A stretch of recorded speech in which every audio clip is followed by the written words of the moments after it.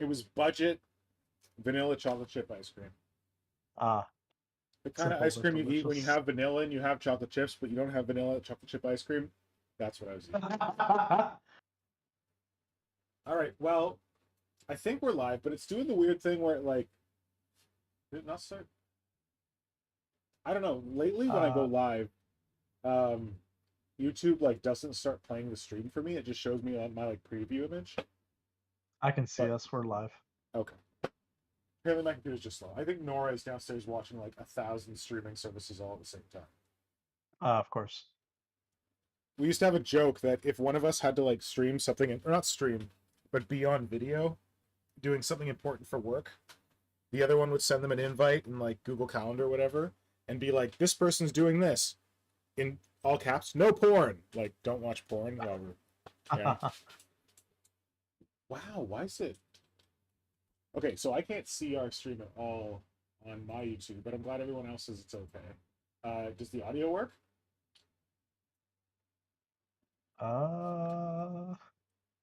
My Peter stream... says we're live, so...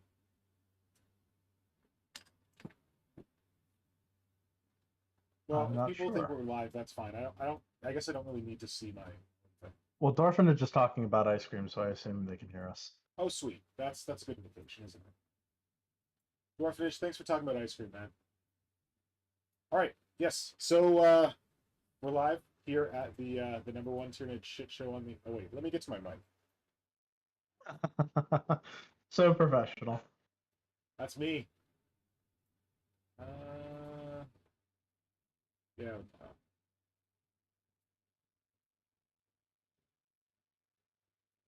All right, we're here. We're clear. It's Friday. It's late. You people in the EU or the UK or whatever you're calling yourselves these days, I'm impressed that you're still up. Thank you for joining us on this, the #1 shit show, Tyranid shit show on the internet, the Creature Conference. And Darth Bob, you haven't been here for a while, so why don't you tell us where we're coming to them from this week? What part of Rick Priestley's palatial North American compound? We are in the room hidden behind his favorite bookcase. Oh, and I tell you what, we just got a video posted on the fifth member Discord about Rick Priestley getting interviewed, and I think I saw his favorite bookcase there in the background, so I know oh wait, yeah, so I know exactly where you're referring to. Good choice. Yes. But just to make the distinction, this is not the secret cultist chamber hideout. No, that's a different bookcase. That's his second favorite bookcase. All right. And there's a pile of people in the chat. Wow, look at that. Look at you, Darth Bob, drawing people in with your promise of strange, esoteric wonders. You better deliver, buddy. Well, I think this is pretty cool stuff. I know I was excited about it when I got my grubby little mitts on them. So nice. I think it's pretty cool little slice of Tyranid history. So yeah, we're coming to you live this week from that Bill Priestley's favorite bookcase. Yeah, the secret one. And the reason that we're coming to you live from the favorite bookcase, the secret one, is that Darth Bob has ventured into Rick Priestley's palatial mansion and pulled the correct volume on that bookcase and explored the room behind it himself and come to us with wonders from days of yore, from possibly the earliest days of the Games Workshop, back when they were still going by the name James Workshop. In fact, yes, of course, James Workshop. This is from those hallowed James Workshop days, before they'd ever heard of Primaris or even thought of it, when Tyranids were barely a twinkle in someone's eye. These are the wonders that Darth Bob has to show us this week. However, before we get to that, how has people's hobby been this week? Kajan, why don't you start? How's your life/hobby been going this week? I have to say my hobby time is severely restricted because temperature and stuff. Right. And when the weather is as terrible as it is right now, I'm really not motivated to sit down at my workstation. So for people who haven't been following closely, why don't you tell us where you are and what do you mean by terrible weather? Well, Not like, don't compared to dox other yourself, regions- but what area, rough area? I'm in the southeast of Germany, and compared to other regions, the weather isn't that bad. But it's a wash house. It's hot. It's very humid. It's really humid. Getting respiration on glass that isn't cool. Oh, I think you mean perspiration. Perspiration. Sorry Yeah. about that. That's fine. And it's just a general feeling of being not comfortable in your own skin, and Oh, it doesn't make terrible. for a great hobby. No, definitely not. Have you been? So, well, what about like hobby, like reading or perusing of the internet? I don't know.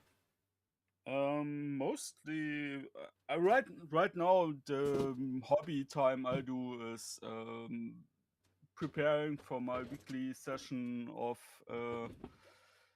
Pathfinder and role-playing games, having to do image manipulation for maps because we play online. Yeah. But that's a different kind of hobby. I'm not sure people are interested in that. I mean, I love RPGs, but yeah, it is definitely different from wargaming. Yes, sir. Well, that's still a hobby. That still works. Yeah, 100%. Yeah. Darth Bob, how has your hobby week been? Hobby-wise, I've not been really doing much lately. I've just been working so much that Oh, I haven't really had the motivation. I'm also in the process of, I guess this kind of counts as hobby. I'm transferring. It's kind of funny. So I have like 2 bedrooms in the upstairs of my house, and one of those rooms was originally my hobby room. I transferred it to the other bedroom, and now I've decided I don't like that room, and so I'm in the process of transferring it back to the other room. So that's the only real hobby thing I've been doing. I've still been working on developing the lore and stuff for Triptych 28. So I've been doing more Nice. like kind of brainstorming stuff. The other day I chopped up a couple models for a conversion I had in mind. So once I get around to doing it, I think it'll be pretty cool. But otherwise, been pretty quiet on the hobby front lately. Okay. I had been pretty quiet on my hobby front until lately, which, hold on a second, I'm distracted by something. Distraction Carnifex. Come on, buddy. Carnifex? Oh, he's over here. Here's the distraction Carnifex. Come on. Where the fuck?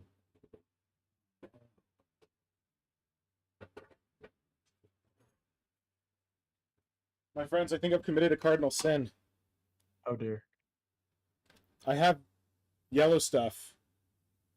I lack blue stuff. I have no idea what I did with the blue stuff. I mean, like, to be clear, I have more, but I had like a new package, and I was going to put it in these new containers so I didn't get shitty crap on my putty. And I put the yellow in one, and then I realized that I didn't want to use these containers, I wanted to use these containers, and I don't know where I put the blue. And I'm a little worried. A tragedy. It's tragedy. Anyway, that's me, sorry.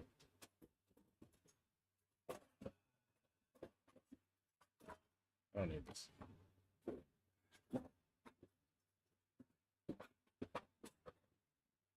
All right. Already thrilling stuff. Yeah, so my hobby, fortunately, has been more busy of late, like within the last week, than it has been in previous weeks.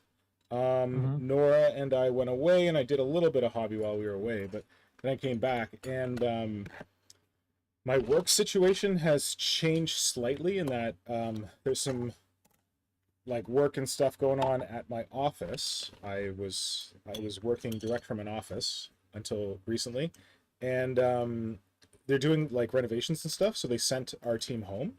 So I am working from home again, which Nice. I've not been doing since like April. And like, yeah, it's okay. But like, I didn't think that I would be someone who ever wanted to return to the office. But honestly, I got a little tired of working from home, and I started a new job, Wow, and yeah, that's I like a see really that. good time to meet people. So I was really glad that when I got to start my new job, I was in the office, like meeting new people and stuff like that. Yeah, it's good But to be social every once in a while. yeah. But what happened is, yeah, they're doing this renovation. We can't be in the office when they're renovating it. It's actually pretty sweet. Like we had like cubicles before, and now they're building us like our own little offices, which is cool. But it means we can't be in the office, which means I'm working from home, means that I save commute time, which is great. And what I've been trying to do is take that commute time and make it constructive. Like the half hour that I would normally spend on the subway, instead of like spending that like dicking around with a phone or looking on the internet or something, I've been spending that time hobbying. And it means that I've actually gotten more hobbying done this week than I've been getting done recently. So I was pretty happy about that. Yeah, that's awesome. Yeah. So that's my own hobby happenings for this week. Oh, the other thing that I wanted to just like mention quickly, like I needed an image for the preview for the stream, and Darth Bob was being insanely coy about the stuff he's going to show us and refusing to send me any images to put in the teaser. So what I had to do was go and steal the image that was previewed this week of one of the new models, limited edition models that Games Workshop will be giving away for subscriptions of Warhammer Plus for the second year of Warhammer Plus. That's a cool model. And this guy, he really was cool previewed model. before, right? Like they gave us like I feel like months ago they gave us like a silhouette. Teaser. Yeah, it was like a silhouette of a part of the model. But it was basically the worst teaser ever. Didn't everyone immediately know which Terminator it was? It's such an iconic image that it's kind of hard not to immediately recognize if you know that art. I mean, yeah, as soon as I saw the silhouette, I was like, oh damn, I know who that is.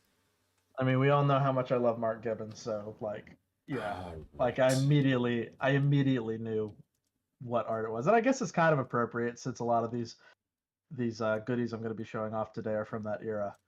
Sweet. Yeah, I just really like that Terminator, and I was holding out. Like I really liked the Vindicare Assassin for year one, but I was just kind of like against the idea of Warhammer Plus. Like people are, I think we talked about this on a stream at some point, but a lot of people are like mad about the side where they went and they found all these like free things on YouTube that were like Games Workshop IP related but not licensed, and they kind of either brought those people in house or shut them down. Yeah. And I know a lot of people are cheesed about that, but like what I'm more cheesed about is the fact that they take things like Painter Masterclass or whatever, and now they're sticking it behind a paywall. Like, yeah, for sure. The battle reports are pretty cool, I gotta say. Having watched, I do have Warhammer Plus. I saw the Vindicare Assassin and was like, I need that.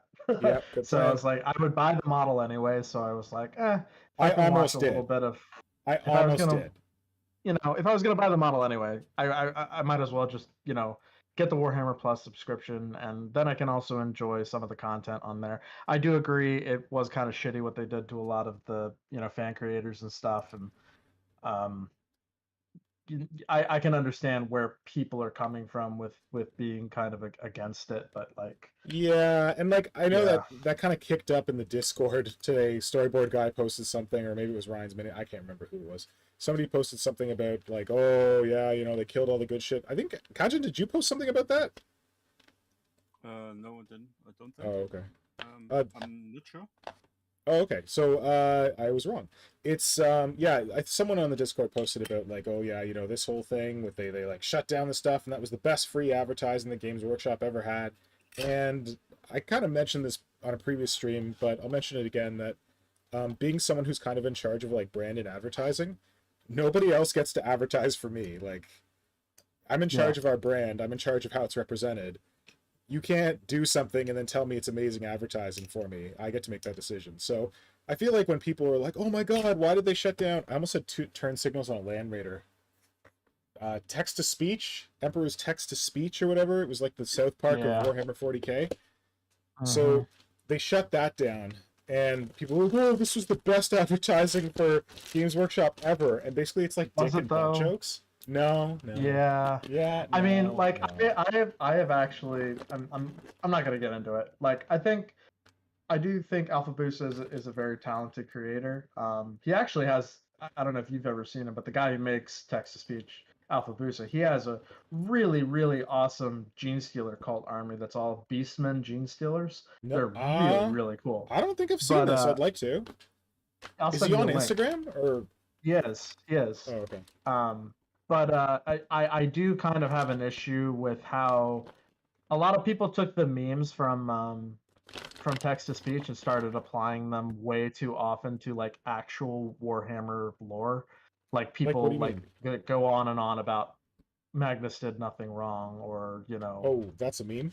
Oh, I didn't know that was a meme. waifus and like it's just like when the meme starts to become so ingrained in the it's like when a meme goes too far almost for me. This meme. I Listen, found buddy. Coming from the guy who's got his own meme channel on the Discord, the meme's gone too Well, far. exactly. If it's too memeable for me, then it's probably too Okay. much. Okay. I feel like I need to defend Magnus here because he didn't do anything wrong. See, I thought that was just a thing. I thought that was At just... least not until the novels released. I thought that Magnus did nothing wrong was just like a Games Workshop thing. I didn't know that was from text to speech. I mean, it mainly stemmed from Magnus's characterization in the text-to-speech series. Okay. Okay. Yeah, so, I think... Hold on, I can kind of see the chat. Not really. Why does my mouse suck over here? Am I, like, at the edge of the transmission zone? I asked chat earlier what they've been hobbying. Oh, great! What did they say? And chat answered, Dwarven Age is working on some undead vampires with banshees, and Diana said the closest thing she gotten to hobbying is her husband promising her to give her paints when he remembers where he tidied them away. Hey, Tom, when you find the Diana's paints, let me know if my blue stuff is hanging out there, because I got this much left, and I got to crack a new pack. So, yeah. And what's anybody else working on? Those were the only two answers we got. Okay. Well, if anyone else wants to share. People been otherwise talking about text to speech right now, and Magnus, and we have, for example, Tom Wilson, who said, in fairness, I'm a Space Wolf player, and even I thought he did nothing wrong from reading Prospero Burns. And, well, since I am a Thousand Suns fan, I have to agree. Listen, I'm a neither player, and I read that, well, it's probably biased, but the Iskander Kajan novel, Black Legion or Talon of Horus or whatever the heck. And yeah. I guess Magnus wasn't in that very much, but I also think he did nothing wrong. Because the Emperor's shit, man. Like, we all know this is Genestealer cultist, so if Magnus is challenging the Emperor, go for it, buddy. Just soften them up for the cult. Yeah, true. Anyway. Tom is defending himself and said he has found and offered Diana those paints lots of times over the years since she bought them. All right, this sounds like some intercession. What's that word? Internecine struggle? I don't know. Yeah, internecine. Thank you. Yes, that thing. Between the Toms and the Dianas. Playing out in the chat. How riveting. Seriously, where did I put my green stuff? Damn it. Good thing I got a little bit left. And Barghast is about the Alpha Booster text-to-speech stuff. He's saying that he probably was skirting the bounds of acceptability, and he is for the Warhammer Plus stuff because it gave actual jobs with real money to animators and creators. You hope so. Yeah. He's all for it. What's that? Yeah, but my biggest problem with the Warhammer Plus series is that none of these animators and these voice actors, and these creators of the music, they're never credited at the end of the Really? episodes of the shows. Are you Well, like serious? they'll say like the studio. They'll like say the studio that Oh, did the that's animation. Or they'll shitty. say like they don't like Clancy fucking Brown voiced the Yeah. Exodite in the Exodite series, and not even he is credited at the end of the What? episodes. Isn't that the whole Malal stuff when because they lost the Oh, I rights know to that that's Malal the- and then they stopped No, crediting Kajan, no. That's some tinfoil hat, old time Games Workshop, like rumor mill from like when they had an internal designer who created a chaos god for them. Like this may have actually happened, but when it comes to like producing television and video and stuff, like there's credits at the end. You like credit the artist. Like I don't think if they're afraid of that whole like Malal thing again, I don't think it's founded. I think they're just definitely happened because no, it happened. Yes, yes. He made those graphic novels with Malal in them. Okay, I'm not saying no, it didn't but happen. I'm what saying that like with video, meant- like go ahead. What I meant was is that they stopped crediting people for quite some time. Like for example, you have to dig really deep to find out who is the lead designer for Warhammer right now. Yeah, but that started Because they happening in the don't- late 2000s, man. Well, while we're on the topic of Mark Gibbons with talking about the new Warhammer Plus miniature, when they announced the Helbrecht model, they showed off the Mark Gibbons art that was that the miniature was based on, and there was huge backlash because when they displayed the art on the article, they removed Mark Gibbons' signature from the artwork. They photoshopped his signature artwork. And even Mark on his Facebook was very outspoken saying, this is bullshit. I drew the artwork. I put my signature on it, put the signature back. And eventually they updated the article with the original artwork that had his signature on it. Yes, true. And I think that's crap. And I don't know why Games Workshop started doing that, because they used to be very open about like their miniature designers, very open about their who like, wrote the artists. codexes? Well, yeah. And then I guess it was the Robin Cruddas effect. This is what everyone says, that he wrote a codex nobody liked, and then every time he wrote a codex, everyone's like, I hate this, so they stopped doing it. But wasn't there also like something around like certain sculptors? Like when someone saw that a certain sculptor had done something, they'd be like, oh, bleh, Yeah. or something. Yeah. They got scared, and like whenever Games Workshop's scared, they make bad decisions. So I don't know. It's true. Yeah. It is true. So that is sad, and I want to see artists credited, certainly. And I think that like them trying to like not give credit for the miniatures and stuff like that, they've been doing that for long enough that whatever, but that's like their game. But I don't know, like I feel like television, like so many people put work into that. How do you not credit people at the end? That every TV show you ever watch has credits. Mm-hmm. Yeah. It seemed very weird to me. I don't know. Yeah. Like At not the same cool. time, it's consistent. I mean, With them being assholes, yeah, true. yeah. I mean, Yeah, that's true. they don't credit those half of the people who work for their managers. So why should they credit the rest? I can understand the reasoning behind it. It doesn't make any sense. Yeah, it works in like Games Workshop logic, but damn man, it's shitty. Yeah, and like with text to speech, yeah, the guy wasn't shut down. He chose to shut it down. He had a whole song and dance about like how he was worried because like he didn't want to have like legal. He's like, oh yeah, like what the hell was it? He's like, I don't want to have like Games Workshop taking legal action against me because I have like a wife and a kid or something. Hold on a sec, I gotta turn off my mic. Hopefully this works, or else you'll go deaf.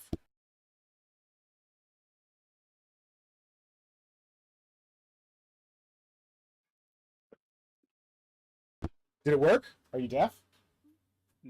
Nope. Don't know. Okay, cool. Maybe.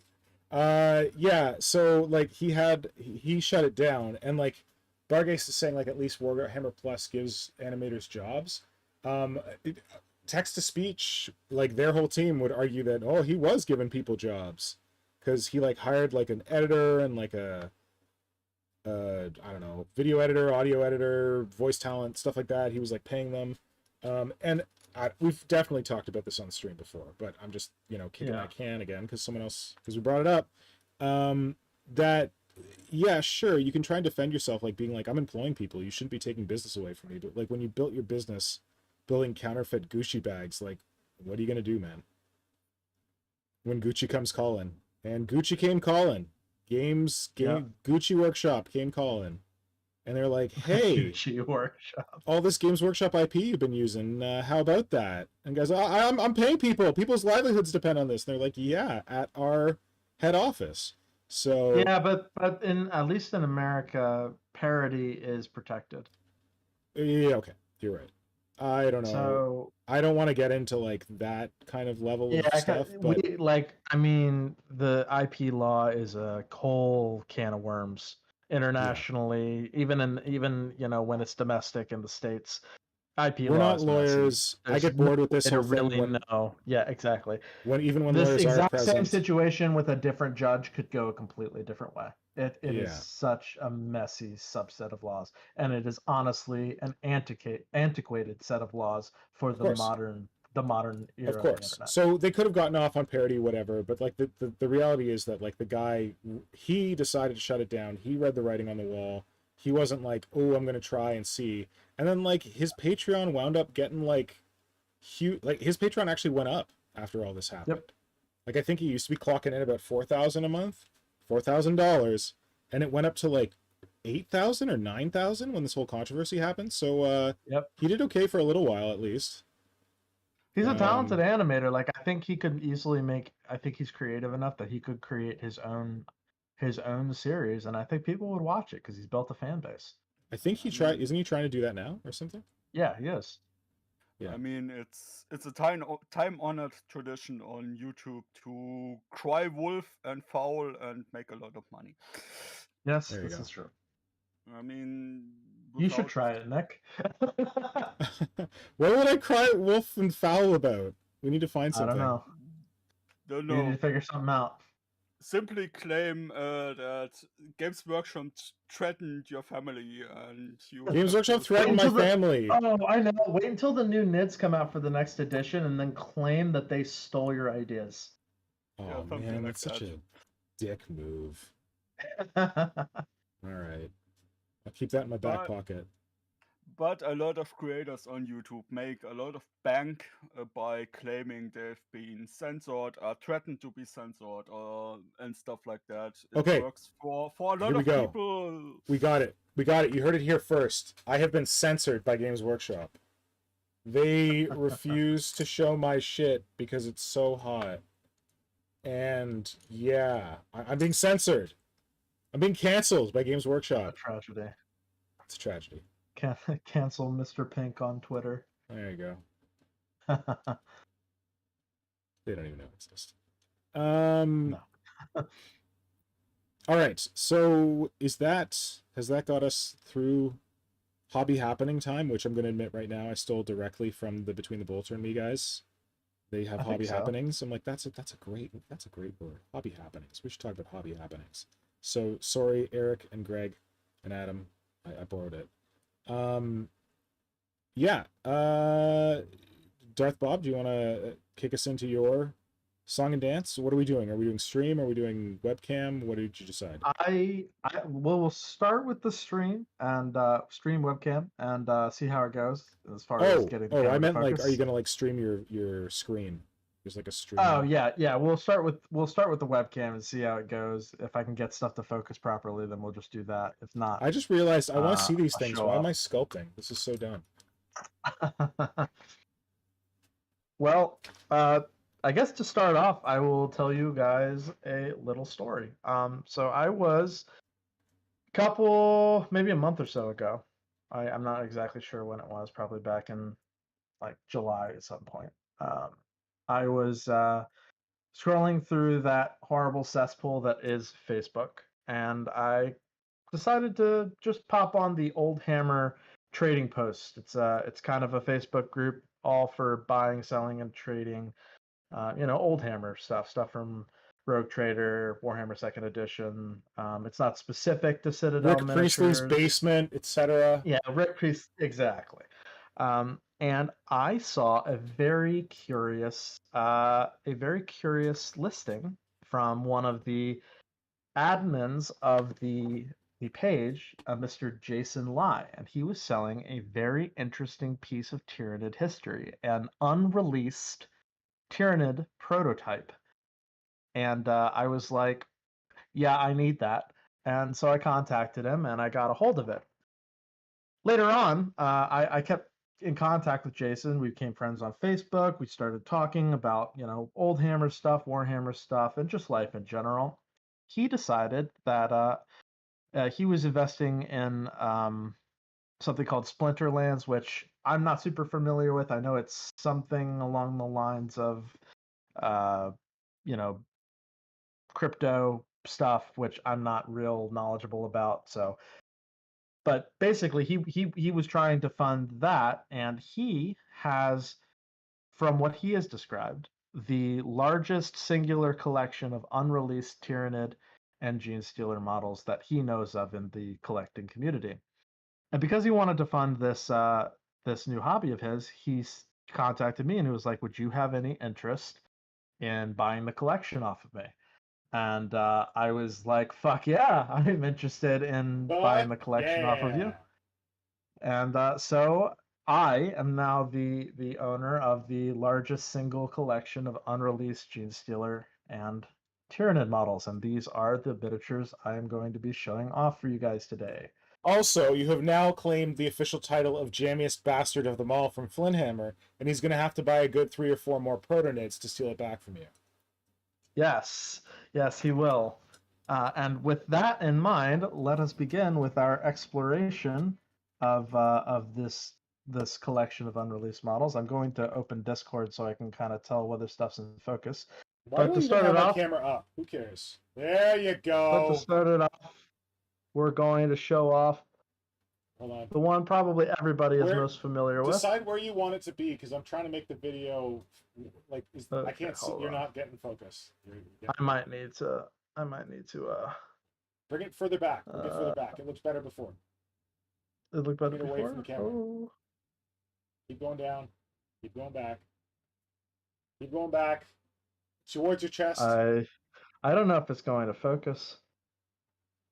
I might just need to do my web. Don't bring it in. You gotta keep it farther away. It was more focused when it was far away. There you go. Oh, there we Bam! Bam! All right. So this is, of course, the. Oh no, there it goes. All right, hold on. I'm just gonna stream my. That worked. No, that worked. You got it working. Oh, he's gonna keep going in and out of focus. Is the thing. Let's see if I can. Maybe if I take him off and then bring him on. Bring it down towards your chest. Towards the chest. Yeah, I don't know, man. He doesn't. Oh, Bing. there he goes. Oh, no, And there he gone. goes. Oh, goddamn. I don't know. Maybe it's this thing. Maybe it's focusing on him. He's a big boy, eh? He is the big boy. Well, Well, do you have a sheet of white paper you can put on your desk? that's a good idea. Bingo. All right, stand by. I will go get a white piece of paper. Entertain the chat until I return. All right, Well, Kajan, what's going on in the chat? I just looked up what Splinterlands is, and it's a collectible trading card mobile game that's crypto based. Uh-oh. I'm feeling sorry for the guy. I see that Dwarfenage says that was a terrible business decision. Yep. And Peter all answered my question about hobby time. Yeah. He said he was suffering from his dental infection too much to do hobbying. That is understandable. Peter's been going through some things lately with his teeth are not treating him nice. This has been for a few weeks now, I think. Right, Peter? Maybe longer. Well, I'm glad you're getting a little more progress on that, buddy. It sounds like, because that does not sound comfortable in the least. Especially, like, is it still hot in the UK? Because add that to dental problems, and that's just no fun.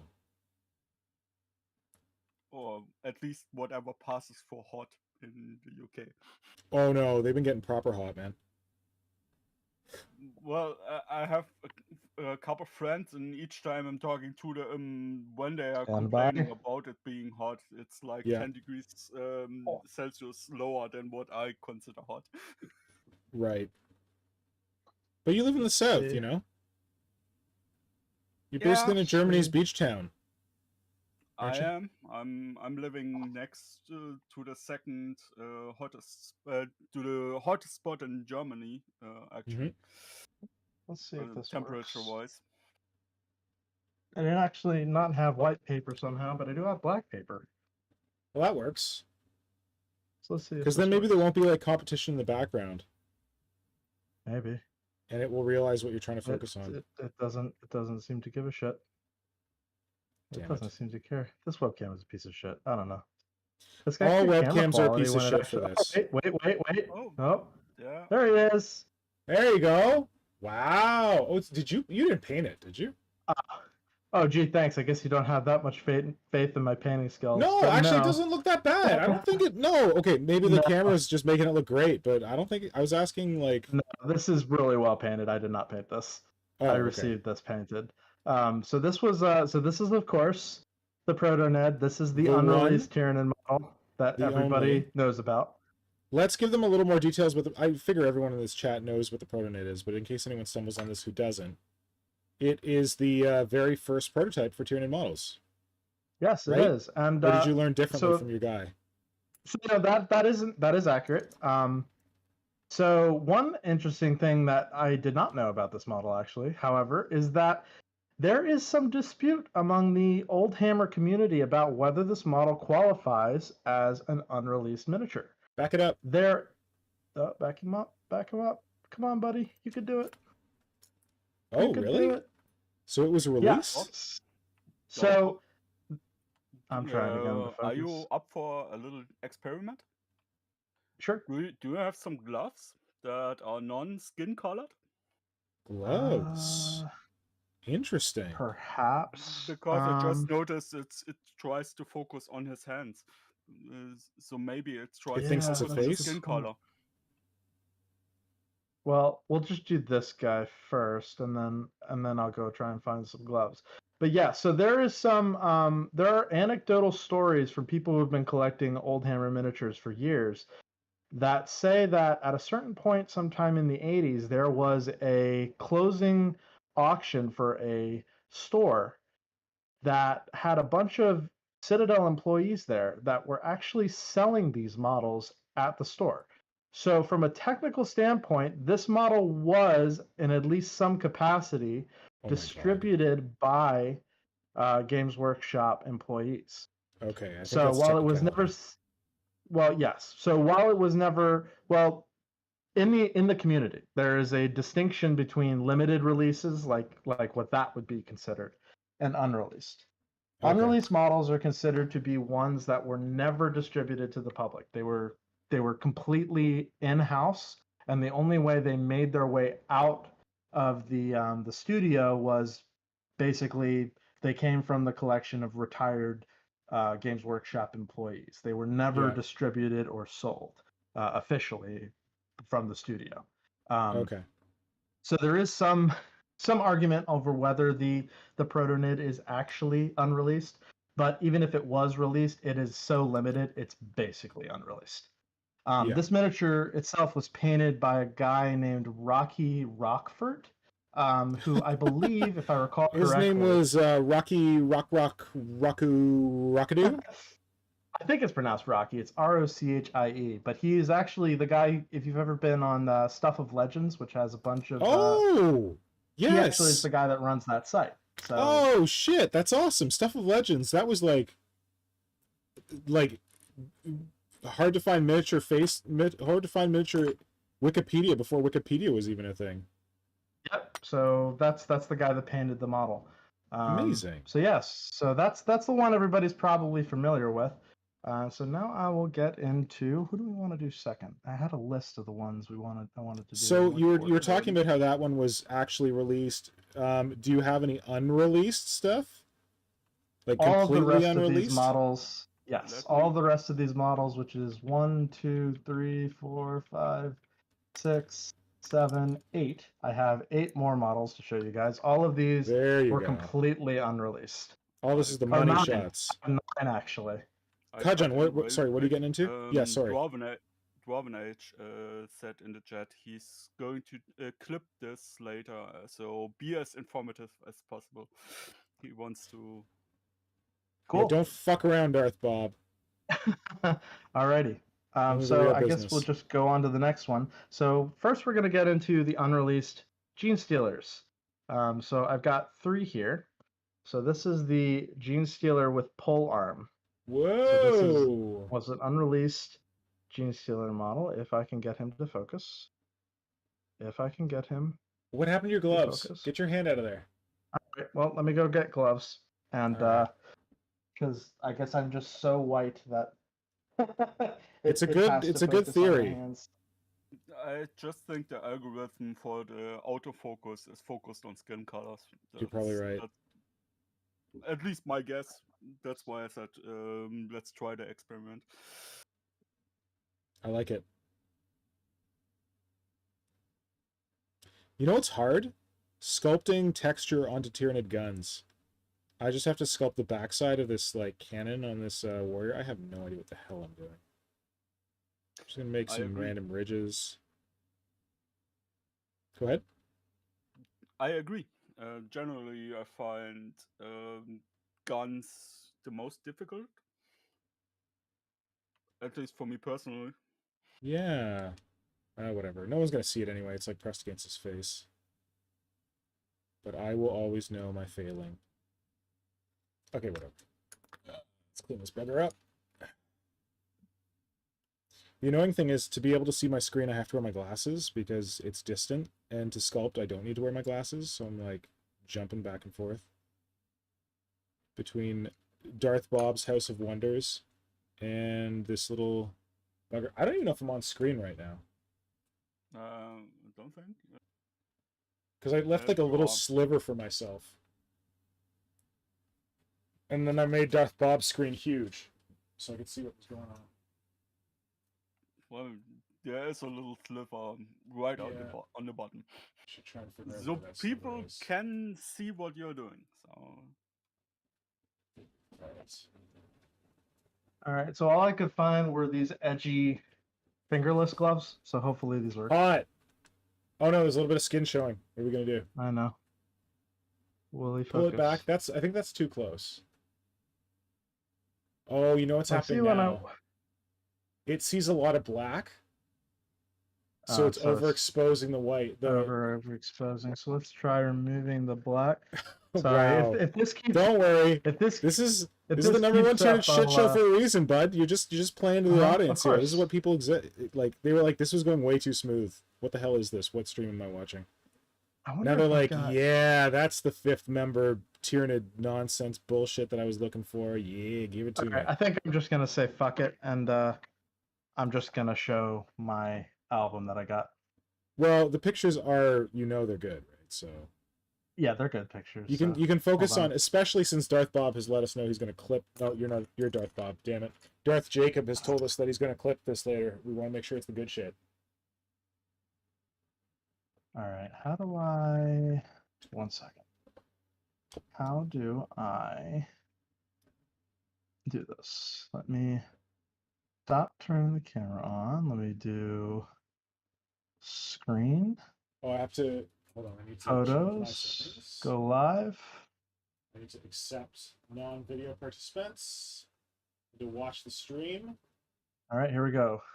Hold on, let me make sure that everything looks good. Hold on. Ooh, that is a very good picture, and I can see it much better now. So, are they I actually all really different- like the scheme he chose for this. Are they all in different ProtoNid. dimensions? Because I'm trying to like make my video window fit. Oh, they should be the same dimensions across. Sweet, nice background by the way. yeah, I really love this paint job. Okay, I think I've got a good view of it. Yeah, so the backgrounds are not gonna. A lot of these models are like unassembled, so a lot of them are just gonna be with a black background. But for the models that I could stand up, like this guy, so here's some better shots of the ProtoNid. Beautiful. And here's the side shot. I really love how the painter, how Rocky, he used selective uses of gloss varnish around the model to make Good. certain areas of it look slimy. I love it. I keep telling myself I'm going to do that on mids, and I haven't done it yet. Yeah, I feel like gloss varnish is very hit or miss when it comes to Tyranids, and I think he did a really good job here. I would actually love to pick his brain about how he did it. But one little note that I really love about this model is I love this little like back parasite biomorph thing it Yes. has. It reminds It's me so of the creepy. backpack for the stranglewebs. Yes, you're absolutely right. Yes, it is very much like Like it looks like he's got a flesh borer gun and then he's got a strangleweb backpack.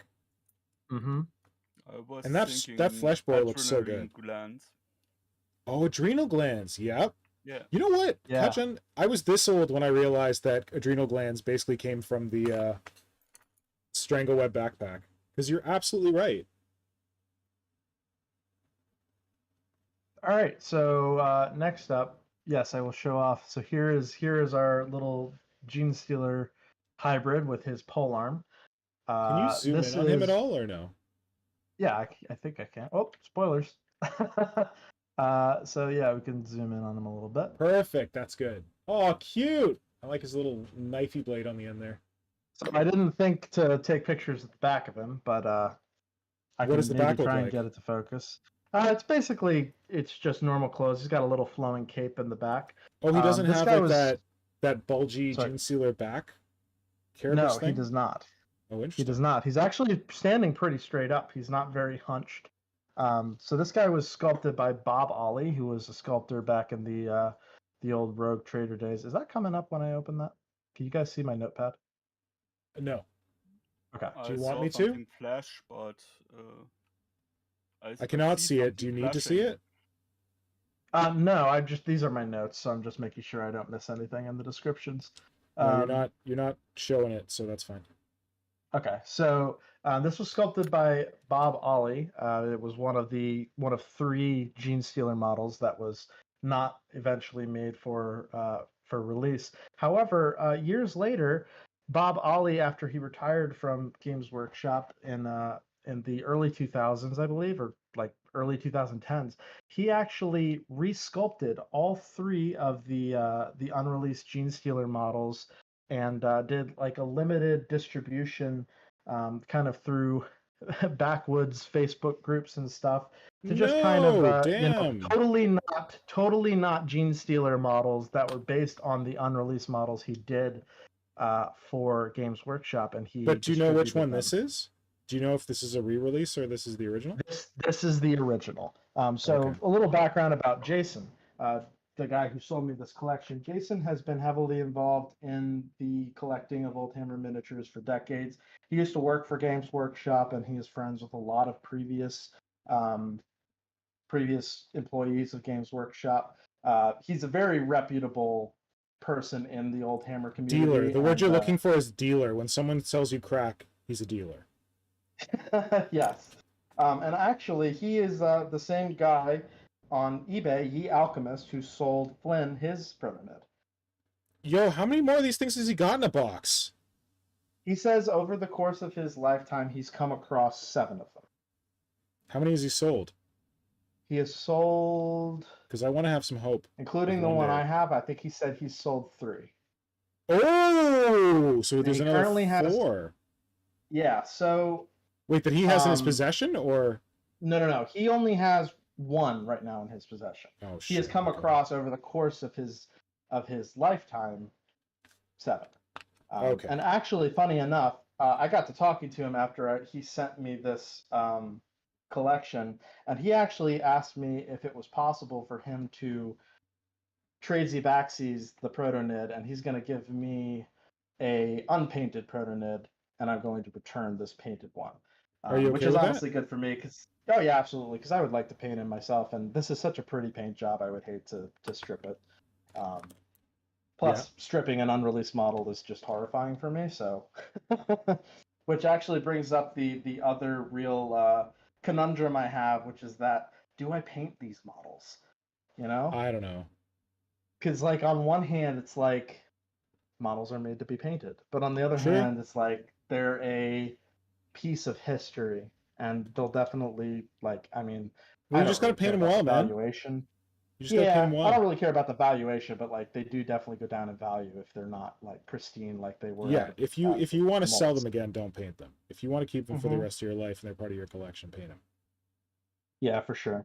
But yeah, so this guy's pretty straightforward. He's just a cool Genestealer with a little polearm. I actually think the proportions on this guy are really good for a model from that era. This guy, I think it has the year on it. What does he have on his right arm? On his right arm. Oh, that's his third arm behind his arm. Okay. So it's like resting on the side. 89. This model was sculpted in 1989. Wow. It's got the date on the back. That was a while, like before 2nd edition. Yep. Dang. Alrighty. So the next one, I think all these models are really cool, and this next one is not my favorite, but I do think this is the most interesting one. This is the Genestealer General, and this might look familiar. Zoom in. So it's hard to tell what these pieces all are, but what that circle thing is a floating move them over. table. Well, I clipped your. Move them over a little bit to your left. Yeah, and down. Yeah, that's perfect. Right here? Okay. Yeah. So that circle and those little domes and those little pegs are meant to be a floating table, and he is standing at its side, resting his hand on it. That what does is that remind you of? Fucking crazy. That is so cool. What's it called? What? Nexus? Idexus? Yeah. Nexus. Yeah, the Nexus. Wasn't the Nexus the killer one? No, Nexus is the one with the floaty table. And that is so cool. Down on it. So what seems to have happened is that Games Workshop must have revived this concept for an unreleased Genestealer model that they developed back in the 80s. This one was also sculpted by Bob Olley, and they must have revived the concept with the modern iteration of the Genestealer calls. Maybe they saw Bob Olley's revised, definitely not Genestealer sculpts, and they were like, you know what? We're making that into a model. Yeah, I mean, who knows? Like, it's not known whether or not Games Workshop based their, new model on the unreleased iteration, but you have to imagine that. I think by looking at this, we have just confirmed that they based their new Genestealer cult model on the unreleased one, because it's the exact same model. Like, exactly, it is. And you can't. You're not going to have an idea that close. I was like, exactly. I saw this and I was like, it's even got the arrows. If you see right here, it's got the arrows pointing just like on the Nexus sculpt. But is the map Warhammer World just like on the Nexus sculpt? I don't think so. It doesn't look like it. Of course, this was made in the 80s, so I don't know if Games Workshop. Oh, yeah, they weren't there. Yeah. Maybe this is their old office. Yes, in the middle of this craggy desert. So yeah, the little bottom, so like this plastic dome goes over top of this plastic, over the metal disc rather, and then this goes on top, and then this is supposed to look like the table is floating. So the second clear plastic dome is meant to be kind of almost like a flight stand. Yeah. That then this little bit goes into as the bottom of the table. That's so cool. So yeah, this is another one of those models that Bob Olley did a third party sculpt of. And then we've got the last Genestealer cult model of the collection, the Magus, who unfortunately is a recast. This is the only model in the whole collection that is a recast of the original sculpt. Oh, dang. Jason found out about it after he had already purchased the model. It's believed that the seller probably sculpt, because Jason has seen this model, the original sculpt of it before, and like you can really tell, especially with some of the details like here on the staff, how soft the details are. It's hard to see in the pictures, but there is a double mold line, which is a very it's the most blatant way you can tell a model is recast is if it has two mold because lines, it casts the original mold line and then it adds another one for the recast? Exactly. Interesting. So what likely happened, and this is actually pretty common among collectors of unreleased models, is they'll make basically a homebrew cast of their unreleased model, and then they paint that cast and keep Okay. the original model unpainted. So this model was very Hypothetically likely speaking, not that like you're going to case. do that. Yeah, no, of course. But this model was painted when he received it, and when he stripped it, it became very apparent that this model was recast. I'm in contact with Jason right now, and Jason's apparently scouring through his contacts and seeing if he can get a hold of an original of this model. But again, Jason was very upfront that this was a recast. There was no like shenanigans about it. So Nice. but still a very cool model. The arm is kind of interesting. I like the pose of this guy. Yeah, he's his arm very- is very long, but that pose does not look like 1989 Games Workshop to me. I like it. Mm-mm. That's the other really interesting thing about a lot of these unreleased models is they look very ahead of their time.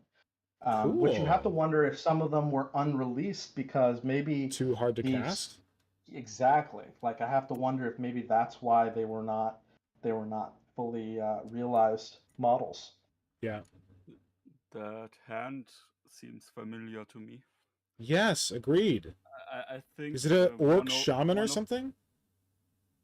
No, I was thinking one of the Genestealer models of the newer one has a similar hand somewhere. Which one? I think I've seen it somewhere on one of the models. I'm not sure. I'm trying to find it right now. Oh, I was thinking an older model, like older non-Genestealer model. I don't remember that from the current line. But yeah, very Yeah, I'm not interesting sure either. pose. Yeah, I like him a lot. So next we're going to go on a little bit of a detour, and surprise, it's not going to be Genestealer or Tyranid related.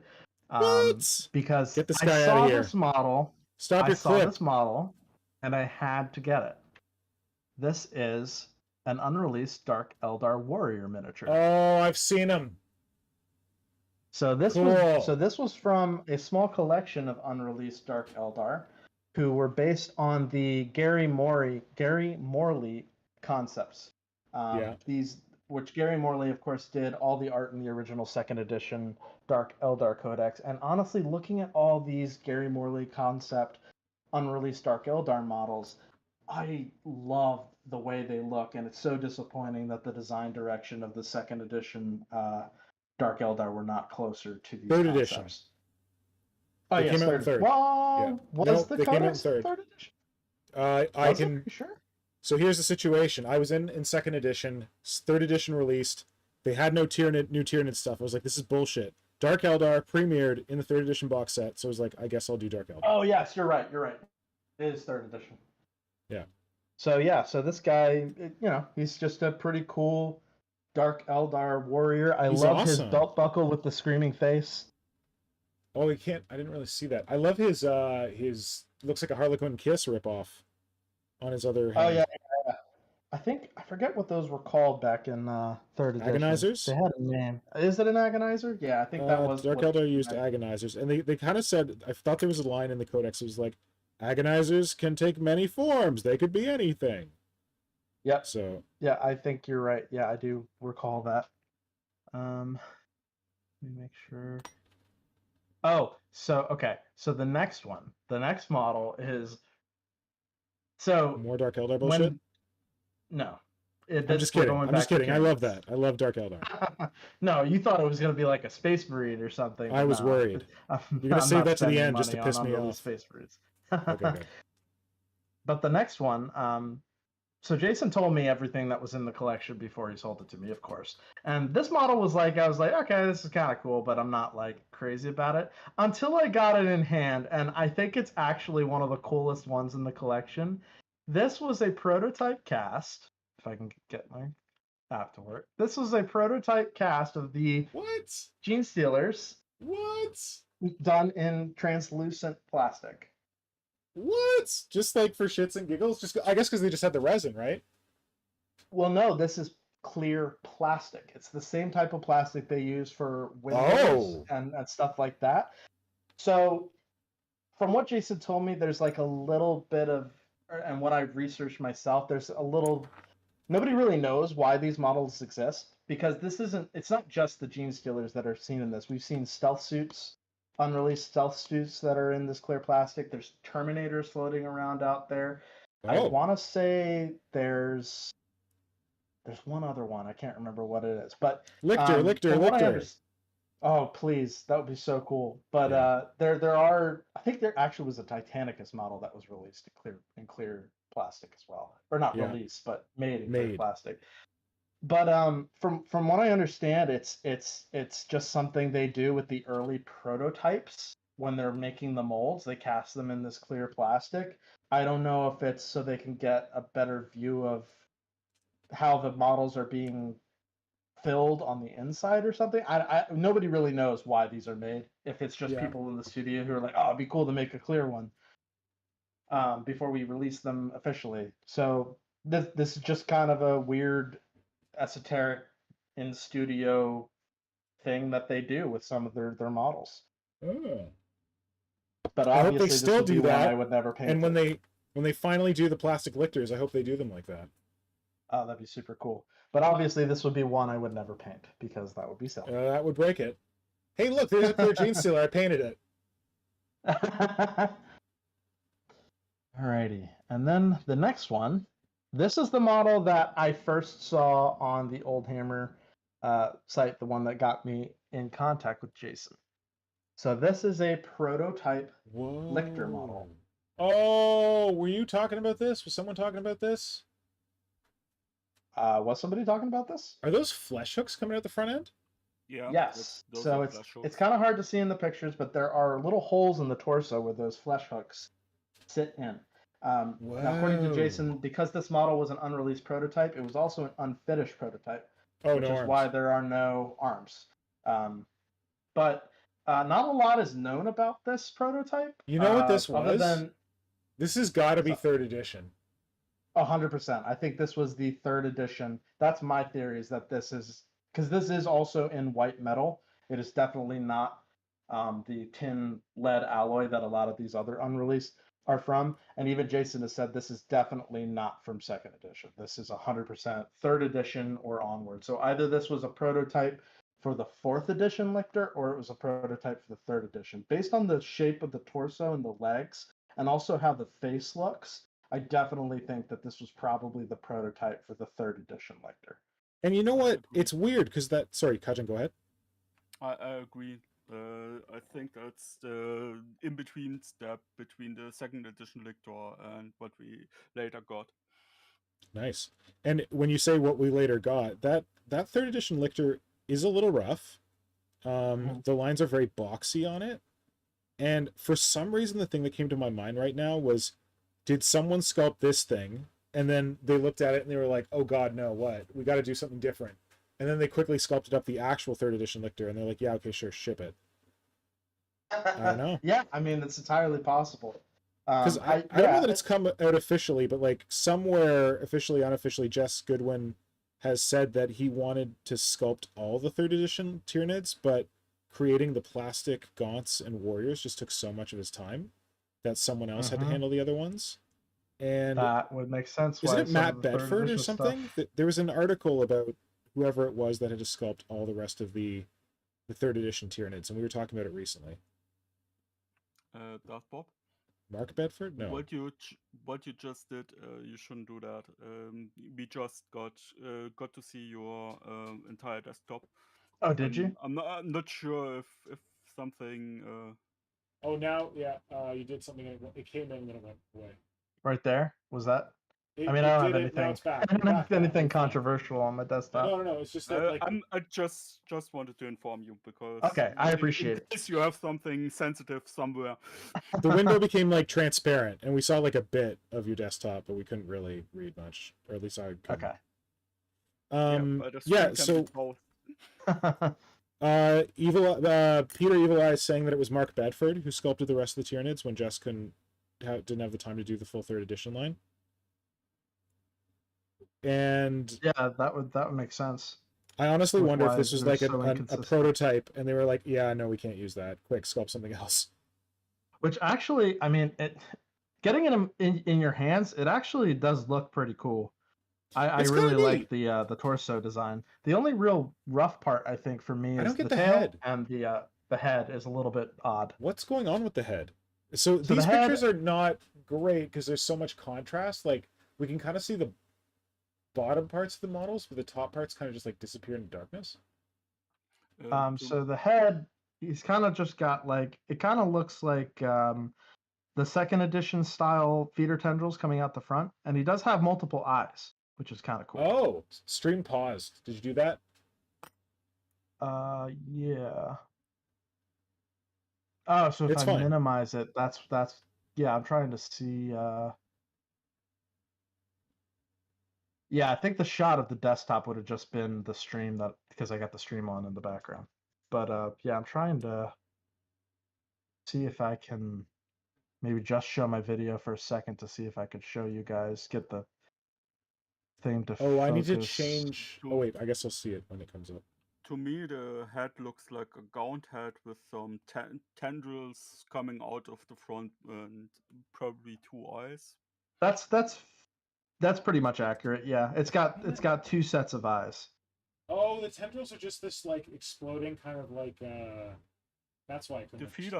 The feeder tendrils. When you look They at the just look like a second cone. edition,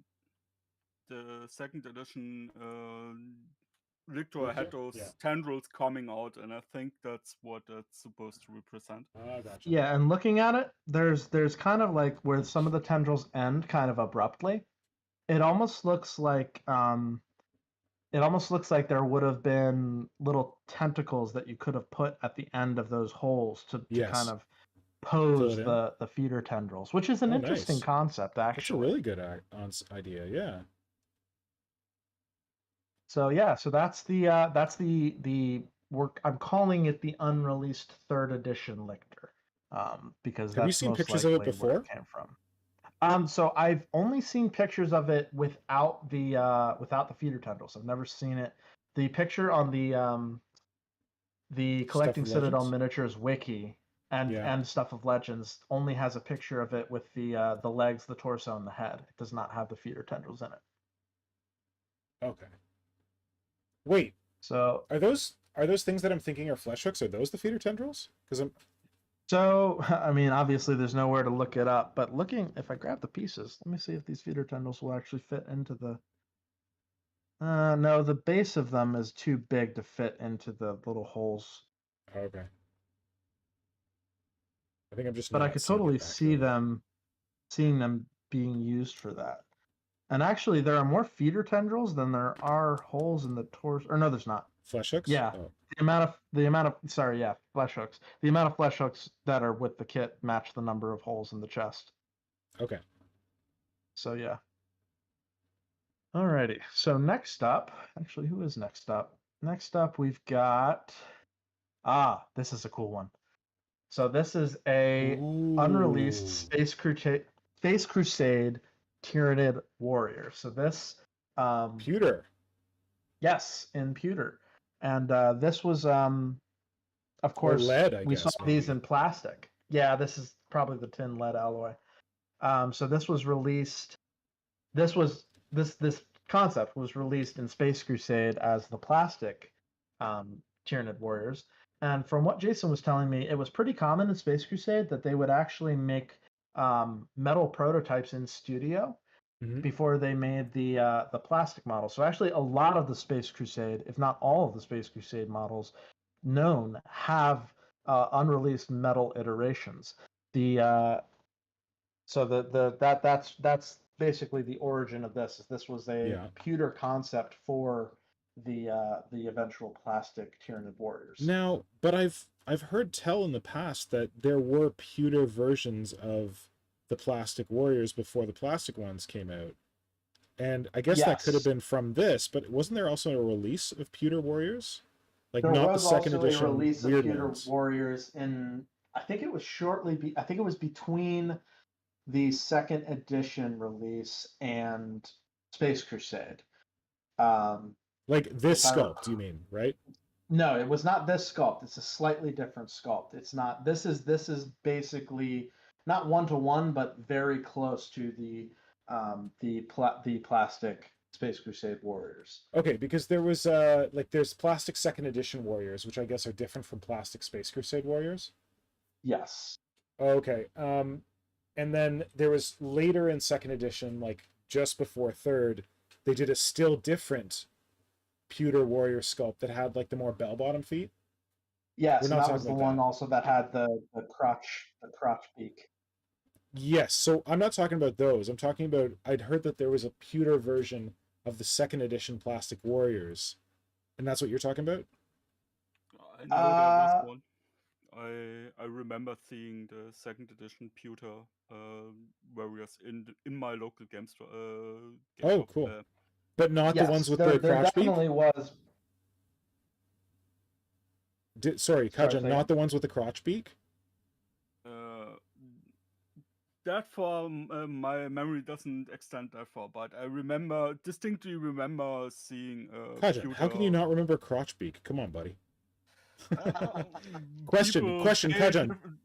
different- Did these pewter warriors you're thinking about have a devourer?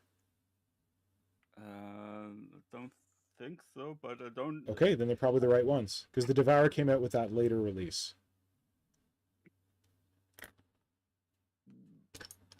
I just remember the packaging in when I started out with Tyranids. This was around second edition, before third edition molds came out, and I remember that my store had only pewter Tyranids, and including warriors.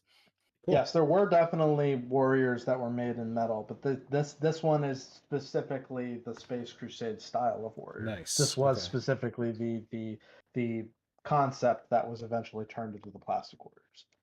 Cool. I don't have one of the metal ones on hand to show a comparison, but it is different. Yeah, I'm just wondering if we're thinking about two different metal ones, or the same metal ones. We'll see. So I think this next one. Okay, so this next one, I saved the best for last. So wait, last? I thought you said there was 8. I thought there was 9. We're done? I thought there was 8, including there's one more. After this one? So I mentioned this next one is the last one. Oh, jeez, I thought we had more. Over so soon. Yeah. But I did save the best for last. So you better have. This is probably the most mysterious of them. So back in 2018, 2019, Brian Ansell, who you may know as he was the managing director of GW in the 80s, and he's of course a really well-known, 80s game designer who worked for Games Workshop. And he's of course been retired from GW for a long time, but he hired a guy named Steve Casey, who was also a former employee of Games Workshop. He worked for Black Library, I believe. Hired him to catalog his entire miniature collection. As Steve was going through the ancient archives of Brian Ansell's miniature collection, he would pick up stuff and be like, "Hey Brian, would you sell this?" Because he also is an avid collector of old Hammer stuff. One of the models he found was something that nobody had ever seen before, and it was the original Young Genestealer. Oh shit! Nobody knows, including Brian, who could not recall exactly why this miniature was sculpted. However, he recalls that this was sculpted around the same time as the ProtoNid, which makes this quite possibly one of the oldest iterations of a Tyranid model from before Tyranids existed, and quite possibly the oldest sculpt of a Genestealer that exists. Dang. There's some speculation also. Jason and Steve have their own theories that this may be a very, very early concept for the Space Crusade Genestealers. Just like I mentioned that all the Space Crusade models had metal prototypes before they were actually released. Mm-hmm. It's very clear that if they did, this would have gone a very different design direction with the actual plastics, but that may be the origin of this model. Honestly, nobody really knows. Not even Brian knew what the specific origin was. He just remembers that this was sculpted around the same time as the release of the Rogue Trader book, which would have corresponded with the ProtoNid. So this is to Brian's knowledge and to Jason's knowledge, the only other one of this model that he knows of is in Brian's collection. So there are only 2 known. Wait, in existence. where did this one come from? He didn't sell one to the guy? He just had sold seen it in one. He Brian? sold one to Jason, or sold one to Steve, who eventually sold it to Jason, Oh, okay. who eventually sold it to me, and then he still has one in his collection. Now, surely, and Brian even said this, according to Steve, there are more out there, but Yeah. we don't know where they are. The only 2 that are known are in my collection and in Brian's. Although there is one guy who popped up saying he had one but didn't post pictures or anything, so take that with a grain of salt. But I really love this sculpt. I think it Yeah. is so freaking cool. It's awesome. I love his like kind of xenomorph tail. The head looks xenomorphy too, right? Mm-hmm. For sure. For the longest time, I had an issue with Genestealers in the Tyranid army, and this model to me looks what a Tyranid Genestealer should look like. Yeah, this almost looks like what a Genestealer would look like without the inclusion of another species DNA. Exactly. Yeah. And that's why I like this model. Because it looks like the prototype without infecting something else. Mm-hmm. Yeah. Amazing. This is an awesome collection, buddy. And I will be posting better pictures on my Good. Instagram. So Do you still have any kidneys left? I'm not going to talk about how much this collection was, but let's just say it was definitely I could have bought anything in the Warhammer range with Gotcha. the amount of money this cost. Well, thank you for making sure that it is in good hands and protected and shared with the Tyranid community rather than rotting in a box somewhere. For sure.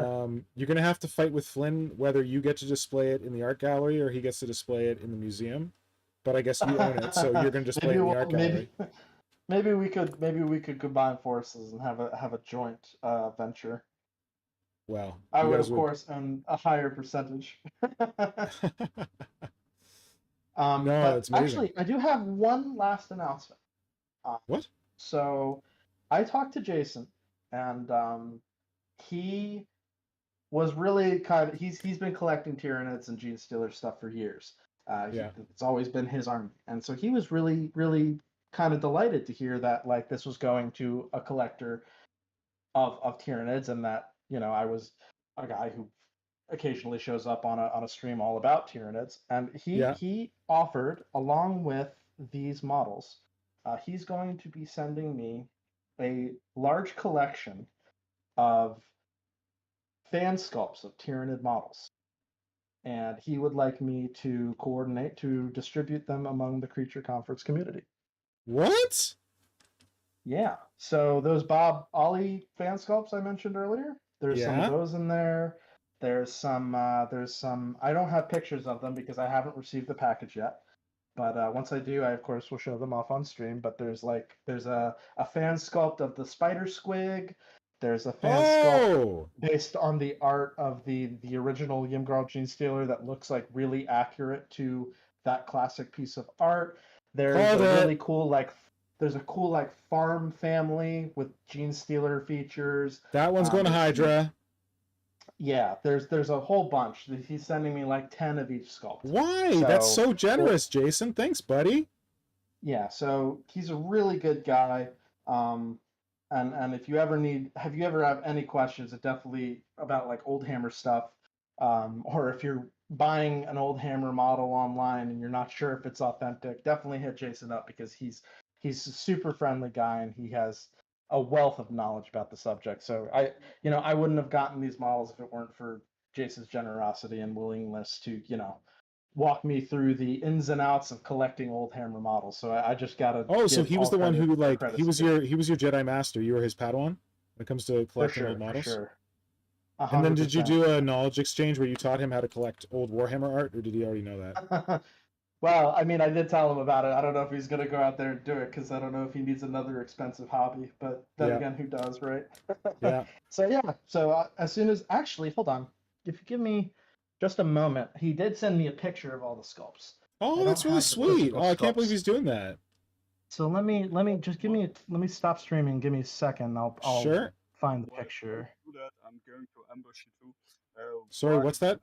We Kajan? we have this in. Why don't we invite him onto the stream?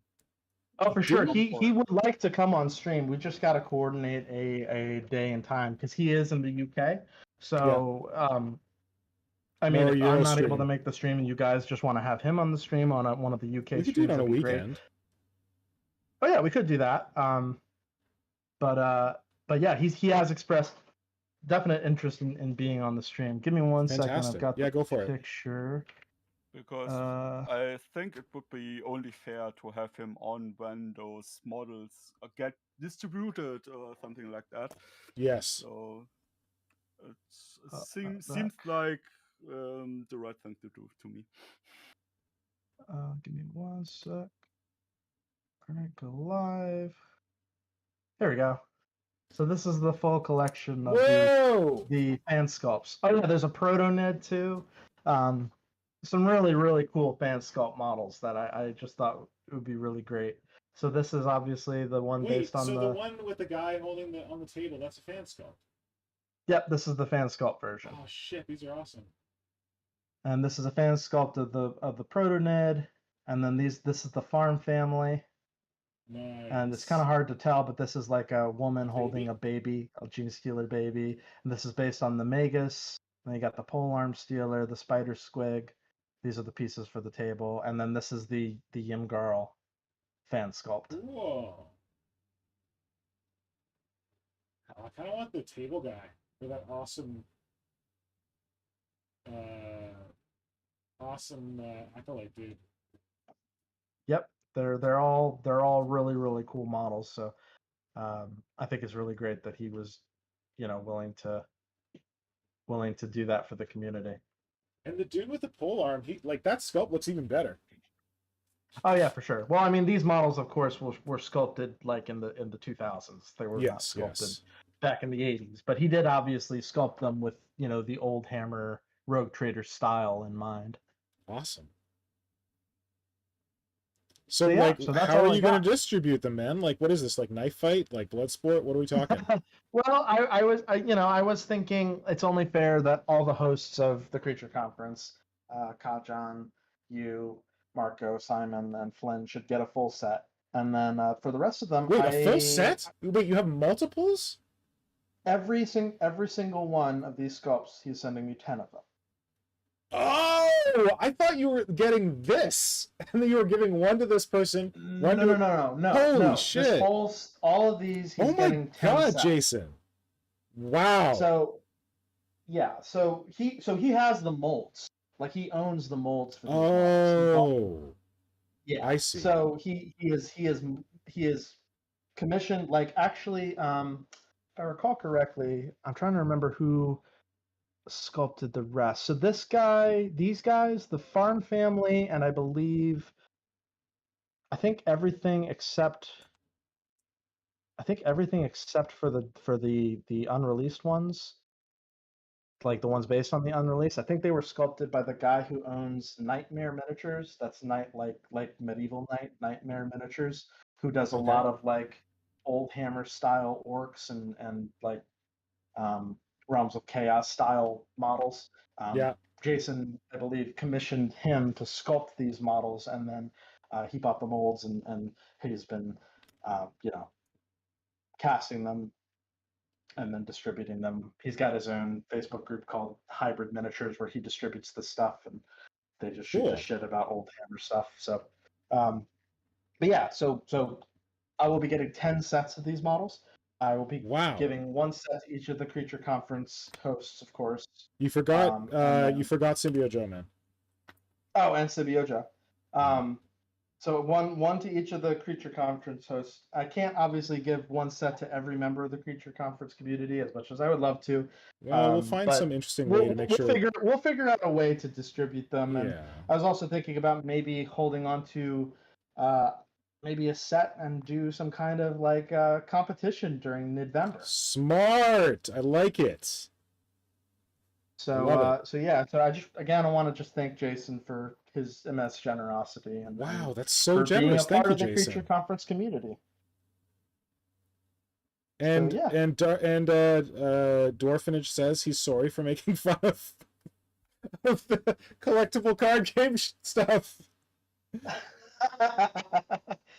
Well, you know, I mean, everybody has their own opinions on stuff, right? Yeah, So, like it says the guys who are buying plastic. You know, yeah, I had a conversation with Nora the spending other day. thousands of dollars on Yeah, I had a unreleased conversation miniatures. with Nora the other day, and we were talking about like plastic and plastic waste, and she's like, "Aren't all of your miniatures in that garage plastic?" I'm like, "Pay no attention to what's behind the garage door." So yeah, we're one to talk. Yeah, for sure. Oh man, no, that's phenomenally generous of you. That's Thank my presentation. you. So, well, thank we you are for all coming to my TED super, Talk. for so many reasons. We are all super glad that you connected with Jason, and that you gave Flynn a run for his money in terms of Tyranid Museum, Jammiest bastard of them all. And now he won't have to kill you in his sleep, because at least he knows that he's getting a set of these fan sculpted miniatures. Yeah. He may still try to kill you in his sleep. I hope you're asleep. I hope not. But... I'm a light sleeper, Flynn. Oh, he's ready for you. So. No, that's amazing, man. Yeah. So. Yeah, and I feel like I said this before, but one time we have to have some kind of stream where you show off your greater art collection and like talk to us about that, because something that you might not know about Darth Bob, like you should know if you've seen his Instagram profile, because he posts some of it there, but he is a prodigious collector of two-dimensional Warhammer history / art. So like paintings, drawings, concept sketches, all that kind of stuff. He was basically the one who taught me that I should ask artists if I can buy their original sketches.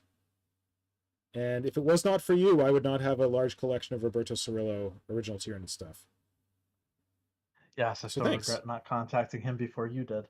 Well, you still got you got the rest of it, didn't you? Oh, that's true. I didn't get the rest of it. I did get a good chunk of it, though. Oh, okay. Well, you can always contact Symbiote Joe, because I don't think he's going to sell it, but he's got an original Roberto Cirillo original, as he was the other one who got the whole idea of talking to Roberto Cirillo about creating original art when he wanted to commission him back in the day, so I gave him one of those sketches. But we already talked about Yeah, you know, actually, I see now what, just to go on a tangent, I see now what Kajan was talking about. Actually, the Magus, the actual Magus we did get, the pose is very, very similar to the unreleased pose. Yeah, and I also remembered where I saw this hand, and the hand is the one the Tyranid Hive Guard is leaning on. It looks like those two-fingered hands they knuckle walk. Are you talking about the pewter ones? No, I'm the new talking ones. about the Plastic. current Tyranid Hive Guard. Okay. They also have this hand that's resting on two fingers with a claw-like grip. Yep. And it's reminding me, the hand of the prototype reminds me of that hand. Nice. But the gesture is what we now have as Magus in the Blood Coven set. Yep. Mm-hmm. Sweet. Oh, well, thanks for the little presentation there. Do you want to stop streaming? Or wait, you already stopped streaming. I already stopped streaming that. I got my video up for my desk. Not that there's anything on it right now. Here, I'll what about put the clear jeans. Is there any questions for Darth Bob about any of the stuff that we just looked at, or his interactions with Jason, or if you have crazy ideas about what we should do with the supplementary sets that are coming through? Well, Chad has chimed in about plastic waste in your garage. Yeah. And Peter says it's only plastic waste if it goes to waste. Right. And Tom Wilson said, I think of our models as a carbon lock in terms of environmental impact. Yeah, we're sequestering carbon. This is my sequestration collection. I should apply to the Canadian government to get some kind of environmental credits for sequestering carbon in my garage. And people, it's not a pile of shame. It's helping the environment. Yeah. For sure. I am really helping the environment then, because my pile of shame is quite massive. It's not a pile of shame. We're just preppers. Prepping for the hobby Yeah. apocalypse. When everything goes on the metaverse, there are no physical models anymore. And we're like, well, good thing I banked all these old physical models. Mm-hmm.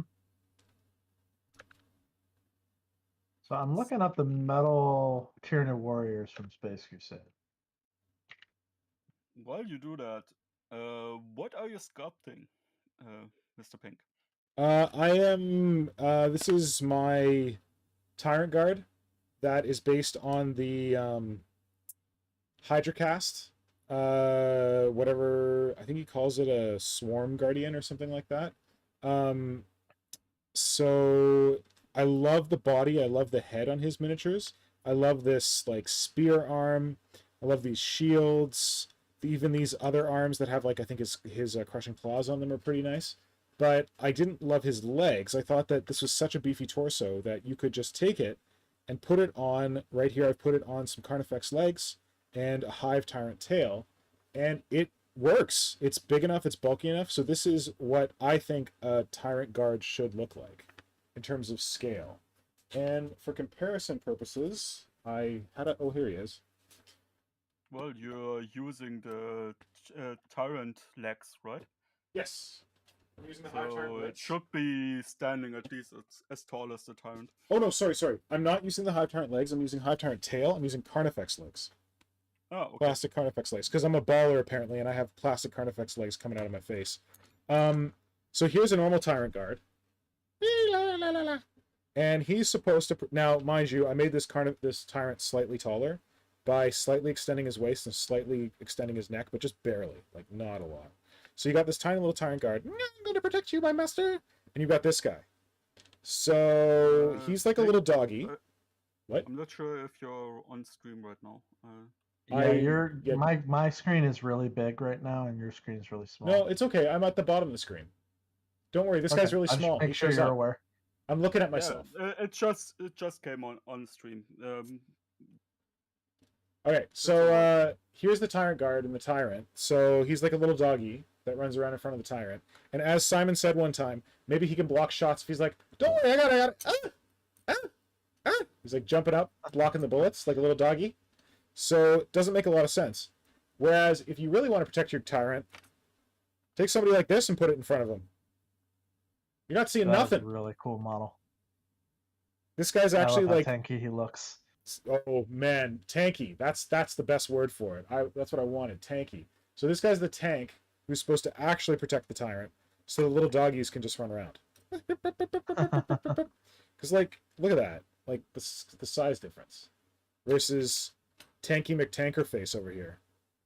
So Really I started good this guy a use while of ago. that Carnifex, the Ankylosaurus tail. I love that. Yeah, and I want it facing down because like if it's facing up, like what's he gonna do? Like slide it under something and like uppercut it? Like this way he can like coil it up and bring it down on somebody. I didn't know if I wanted to put something on top as well, but I don't know. Anyway, so that's my I call him a swarm. I made a hashtag for him, swarm guard or something like that. I don't know. Yeah, so I'm just reinforcing a shield right now. Do you plan to make those shields like claw-like so they can open up? So right now it's hard to see, but they're not actually attached. So there's a gap in the middle, and each one of them is supported by the lower limb. So this lower limb is like fused in the bottom of that shield, and this lower limb is fused in the bottom of that shield. So technically he could open the shields, but right now he's poking his lance through that shield. And yeah, no, I meant the half of the shield could split in the middle and be like a claw. That's what I was thinking, because since you have the spear coming through that, it would probably be nice for it to be able to clear the spear of the shield. yeah. So my idea is that he just shoved his spear in the back through the hole, but you know that doesn't really make a lot of sense. But whatever. And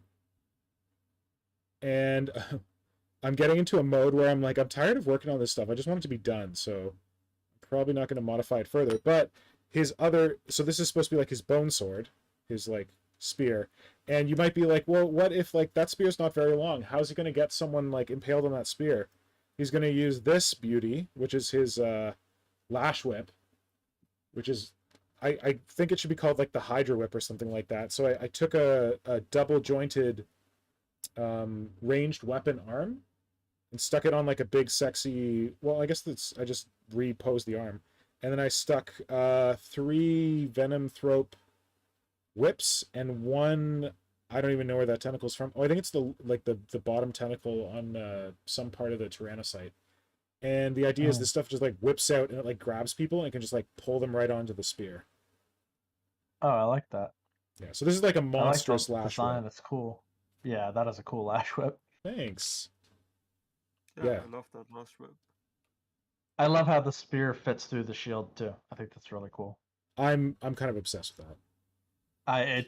It's like a Spartan. It's very cool. So my goal with these guys is to do 3 of them and do each one in a different style. And I think I've got 2 more of these torsos from Hydracast. They're somewhere in my studio. I'd have to go find them. But hopefully they're in my Tyranid box right here. But yeah, I wanted to do another one where it's got like an actual spear. Like this one's kind of like a sword that's fused into his hand. But I wanted like one guy where one whole side, like this whole side is just like a big friggin' like arm in the top and then a smaller arm in the bottom, double jointed into a big giant shield on one side, and then his That'd other be side is cool. just the big spear. That'd And be then I cool. thought about doing one that was like a centaur for some reason, but I don't know if I'm gonna do that. Because like if they have like spears and like joust and kind of like lances, think them galloping Yeah. around like centaurs, I don't know. And then he did his centaur models, obviously.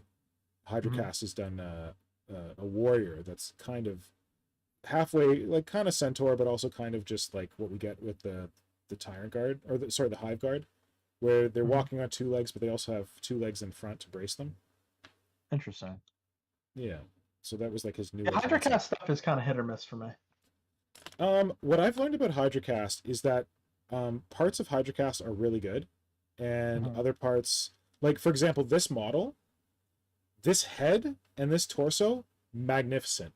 I've actually been an asshole and I've hidden it in here, but it's got this really cool kind of like chest armor piece as well that comes out in the front and kind of like forms this thing around the head. I put these on, but I didn't really need them. I just wanted them to be more tanky. But like the torso is masterful, the head is masterful. Some of his weapons are really great, even some of his guns, but I feel like his legs are what suffer. For me, it's the legs that don't really do it for me. And I've kind of like tried to give him feedback, and he's like, "Oh yeah, you know, I'm doing my own thing. I work on my own. Like, thanks for giving me the feedback." But I'm like, "Okay, cool, man." Yeah.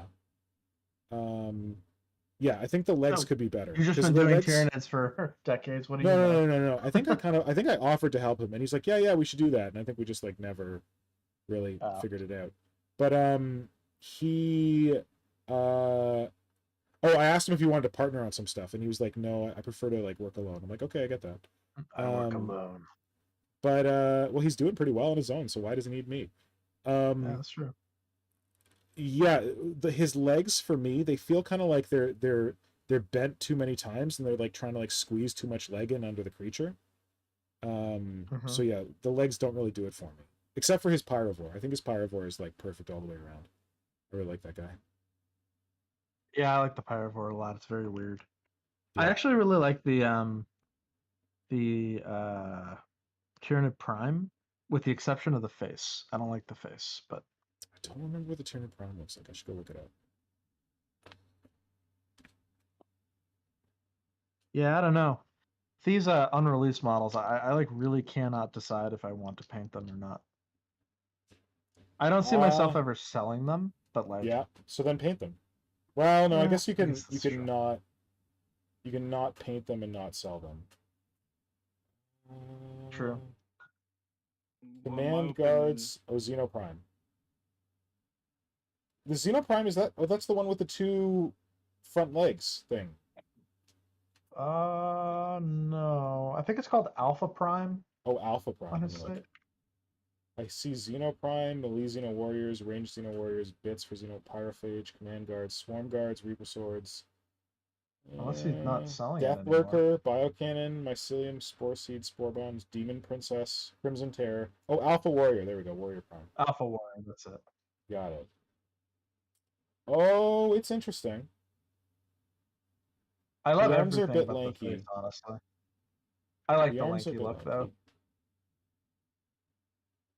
I love how the scything talons look like hands morphing, like the fingers look like they're kind of blending into Yeah. the talon. This I think feels like that's one of really his cool. older models.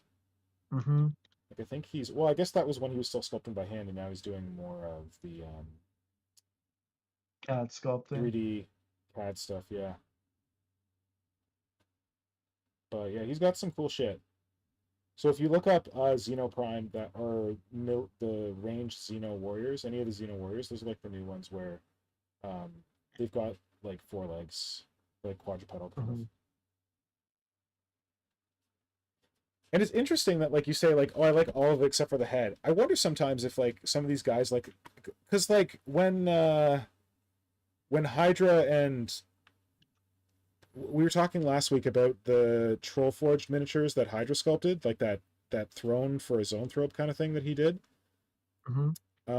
And then like the Ed over at Trollforge like took the throne, and then he also took like a zoanthrope kind of thing that Bits of Box sculpted, and he put them together into a kit. And it felt kind of like, oh yeah, we're gonna put these into a kit, so we pretend it's something different rather than like directly ripping off a zoanthrope. I wonder sometimes with these guys if they like sculpt a miniature and they like they do like a rough head, and they're like, who cares? People are gonna head swap this anyway. Like people are just gonna slap their own heads on it. But yeah, I mean that is what I did with that model before tragedy struck. Right. Yeah. I'll eventually get another one and do it again, but that's a little too fresh. Fresh in the memory for now. Do you want to share with anyone who missed it? Yeah, so I had this pretty cool conversion where I used that model from Hydracast, and then I put one of the old heads from the Troll Forge Zoanthropes on it. And I was going to take pictures of my progress to post to Instagram, and then I dropped him. Is he I repairable? dropped him. No. Oh. No. It was Shit. it was like broken in so many places that like the effort it would have taken to fix it, like the little sharp horns on the side of the face snapped off, and it was like the amount of effort I also just got like pissed off and frustrated about it. Oh, dude, I feel you. I've still got those Genestealer wheelies I did all those years ago. They're still sitting in a box, unrepaired, because I stepped on them once. And they would be easier to repair than your thing, but I just can't bring myself to do it yet. I can't look at them. I can't look at you. You're a disappointment. Like, yeah. And the disappointment is all me. When I look at you, I'm disappointed in myself for being an idiot. Yeah, exactly. Like it's my fault for not being destroying your beauty. Yeah. That's not the first time that's happened either. Actually, one of my most vivid hobby memories was when I was I think I was like 13, 14. And I just built my first big model. It was a Chaos Defiler. Built a Defiler. Oh, wow. Yeah. And here I am. I got my Defiler. He's so cool. And I'm like, I'm gonna go show my dad. And I round the corner and I start to go down the steps. I stumble and I slow motion watch this poor Defiler tumble down the steps. And they were hardwood steps. So wait, was the Defiler? Was that when it was pewter? No, was it ever pewter? This was the plastic one. Oh, okay, this was the plastic one. but I just watched him tumble down the steps, and because they were hardwood and it was a pretty long stairwell, there were no survivors. Like Oh my god! it was like shattered, bent plastic, and like there were Wow. pieces missing I couldn't find. It was a disaster. I was like so upset. No, that's sad. And I think I dropped Chaos and picked up Nids shortly after that. Well, because then I think, fucking glad that happened, because we could be looking at yeah, out of production chaos shit that no one cares about right now. But instead, we're looking at awesome Nid stuff. So thank God for that defiler. yep, yep. It was for the greater Duffy. good. Yep, Duffy? Duffy died for the greater. Duffy died for the greater good. Thank you, Duffy. I wish I had a story like that, but mine is a lot sadder. Oh no. The first big model I bought was a Phantom Lord. Oh Second no. edition. Wait, the Hammercast? No, the are they Forge called Wolf? Wraith Lord? The Oh, Oh. the I thought you Eldar. meant the Phantom Titan from Armor. I No, thought, no, yeah, I no, thought no, Fountain no. Titan. Fight the Fountain Titan. Second edition, the first, the big walker, the Eldar god. Yes. Yeah, that's the Wraith Lord. Yeah. Wraith Lord, Phantom Lord, whatever. Germany. And I hadn't much clue about anything, and the thing was pewter. Right. The first one. Yeah, and well, I used the wrong glue, and it pretty much fell apart the second I picked it up off the table, and shattered in pieces. And Oh no. No. yeah, it's yeah. Yeah, I had another recent thing like that happen to me. Mr. Pink is aware.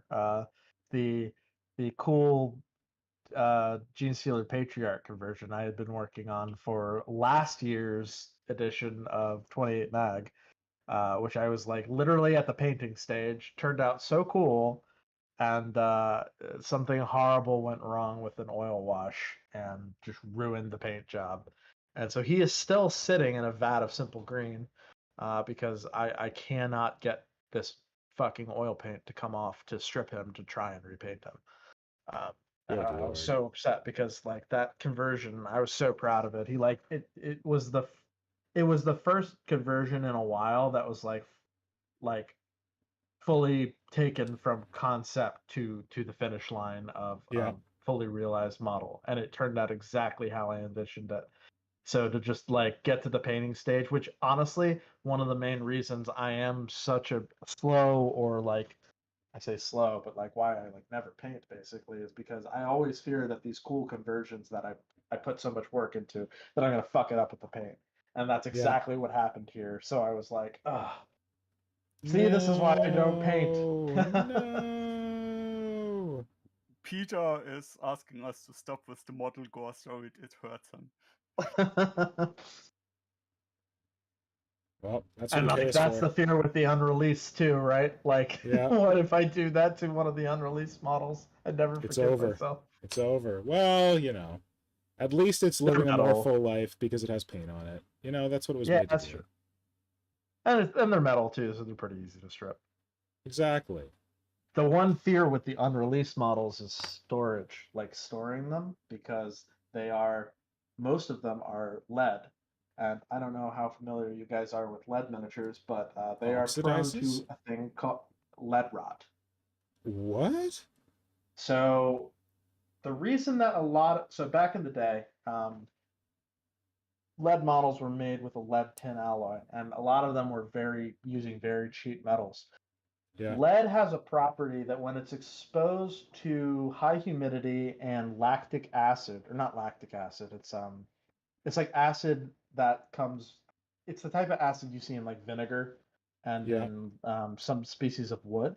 It causes basically a type of oxidization that turns the lead into a different material, this kind of very crumbly,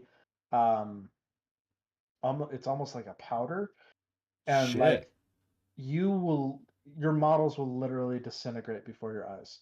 And it's the chemical Wow. process is self-invigorating. So once it begins, it keeps on going and you can't stop it. You Shit. prob- Well, you can stop it allegedly. There are people who have, people who are like classic miniature collectors who like collect old toy soldiers from like the 1800s because this Yeah. was obviously a very common thing back then. Um, And you probably also have seen it. It creates this white residue when you see an old lead miniature that's getting like this white yeah, residue all across it. That looks like a shitty paint job. That's usually lead rot. yep. Shit. And it's basically a perfect storm of like the models being stored in areas that are too high in humidity, and also in areas with a lot of like um, acidic gas offshoots, like people who store like where were people storing their miniatures back in the 80s in a closed Attic. glass that was likely, or an attic where it's humid, in a cardboard box which has high levels of acid in it. It's not unless you're storing it in an acid free cardboard box. Yeah. Yeah. um like, But like, so how do you these are treat it? the obvious. Yeah, the only way to treat it that I've read is you basically have to carve off, scrub off, get off all of the areas that are rotted away, and that's about it. Oh shit. Fortunately, if it's progressed to a certain point, it There's can no eat detail. away a lot of details on your model. Yeah. Um, there's like there's old wise tales about it being contagious. That like if you have one model in your collection that has lead rot, don't put it near your other models because Burn it. they'll catch it. But it's not. Usually what that actually is you have one model that started suffering from it first, and then the other models catch up with it because they were being stored in the same place. Yeah. And I heard you can stop it by soaking it in white vinegar overnight. Uh, Yeah, and well, there boiling is some it debate on that afterwards. because vinegar has the same acids that can Rot. cause it to happen.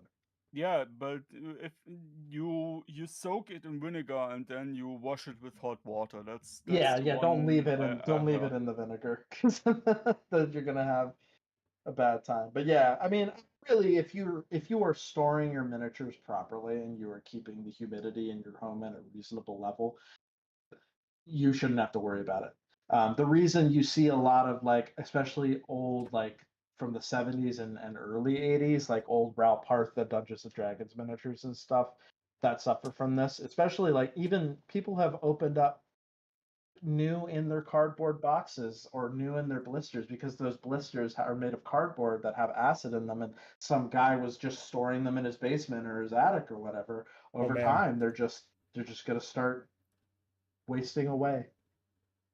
It's your punishment for not painting them. So I should be very happy that the Patriarch that I bought off of eBay came in the old hard plastic Games Workshop clamshell with no Oh yeah, I carbon. have one of those too. I'd never seen it before. This thing just showed up. I'm like, what the hell is this thing? Why is it in this weird, like, it looked like those plastic cases that they put on video games so you don't steal them. Yep. Like that kind of thing. But then I realized there was a label on it that said Genestealer Patriarch. I'm like, oh, this is the original packaging. Holy crap. Yeah. Yeah, I have one of those too. It is cool packaging. But yeah, I mean, as long as you're not storing it in like a super high humidity area, it'll be fine. Mm-hmm. Like just keep it, just like treat it like it's any collectible. Like you should always store your collectibles in like a good. I am like obsessive compulsive when it comes to like, especially because I collect art. Like making sure all of my collectibles are stored in cabinets, in boxes that are acid free, archival storage. All the art that I have framed has UV protected, museum grade glass with backing materials that are acid free and archival quality, just to make sure that all my collectibles stuff are protected. Yeah, I need to do more of that. I literally have a Roberto Cirillo sketch in an IKEA frame. Yeah, I mean, yeah. Not a good call. I can hear the nervous twitch from here. Yeah, a little bit. I mean, as long as you're not storing, but like, I mean, with artwork, as long as like, I don't know about IKEA frames, but as it takes a long time for that degradation to happen unless you're like storing the art in direct sunlight, so the sun is beating on it constantly. Yeah. Well, how else would you display your art but in Exactly. direct sunlight? Well, you know. Well, like I'm talking about literally, it's right in front of a window that the sun is on it all day, every day. Yeah, that's a perfect way to store art because who needs those colors? Yep, exactly. Oh man. Well, that was a lovely tour, sir. Thank you for taking us on it. I actually did some work, just filling in some green stuff on some nids while you're doing it, so that was good too. Kajan, were you working on anything, or were you just working on the chat? Working on the chat. See, this is how I know you're a professional. Flynn's here. He was like off making miniatures or something. And we're like, hey, Flynn, what's going on in the chat? He's like, huh, chat? What? Oh, yeah, chat. Okay, yeah. Well, you guys invited me to do this part, so I can't. I feel like. And I'm glad you take it seriously. Something else. I'm glad you take it seriously. Thank you. Flynn's too busy looking at his ProtoNid. Uh-huh.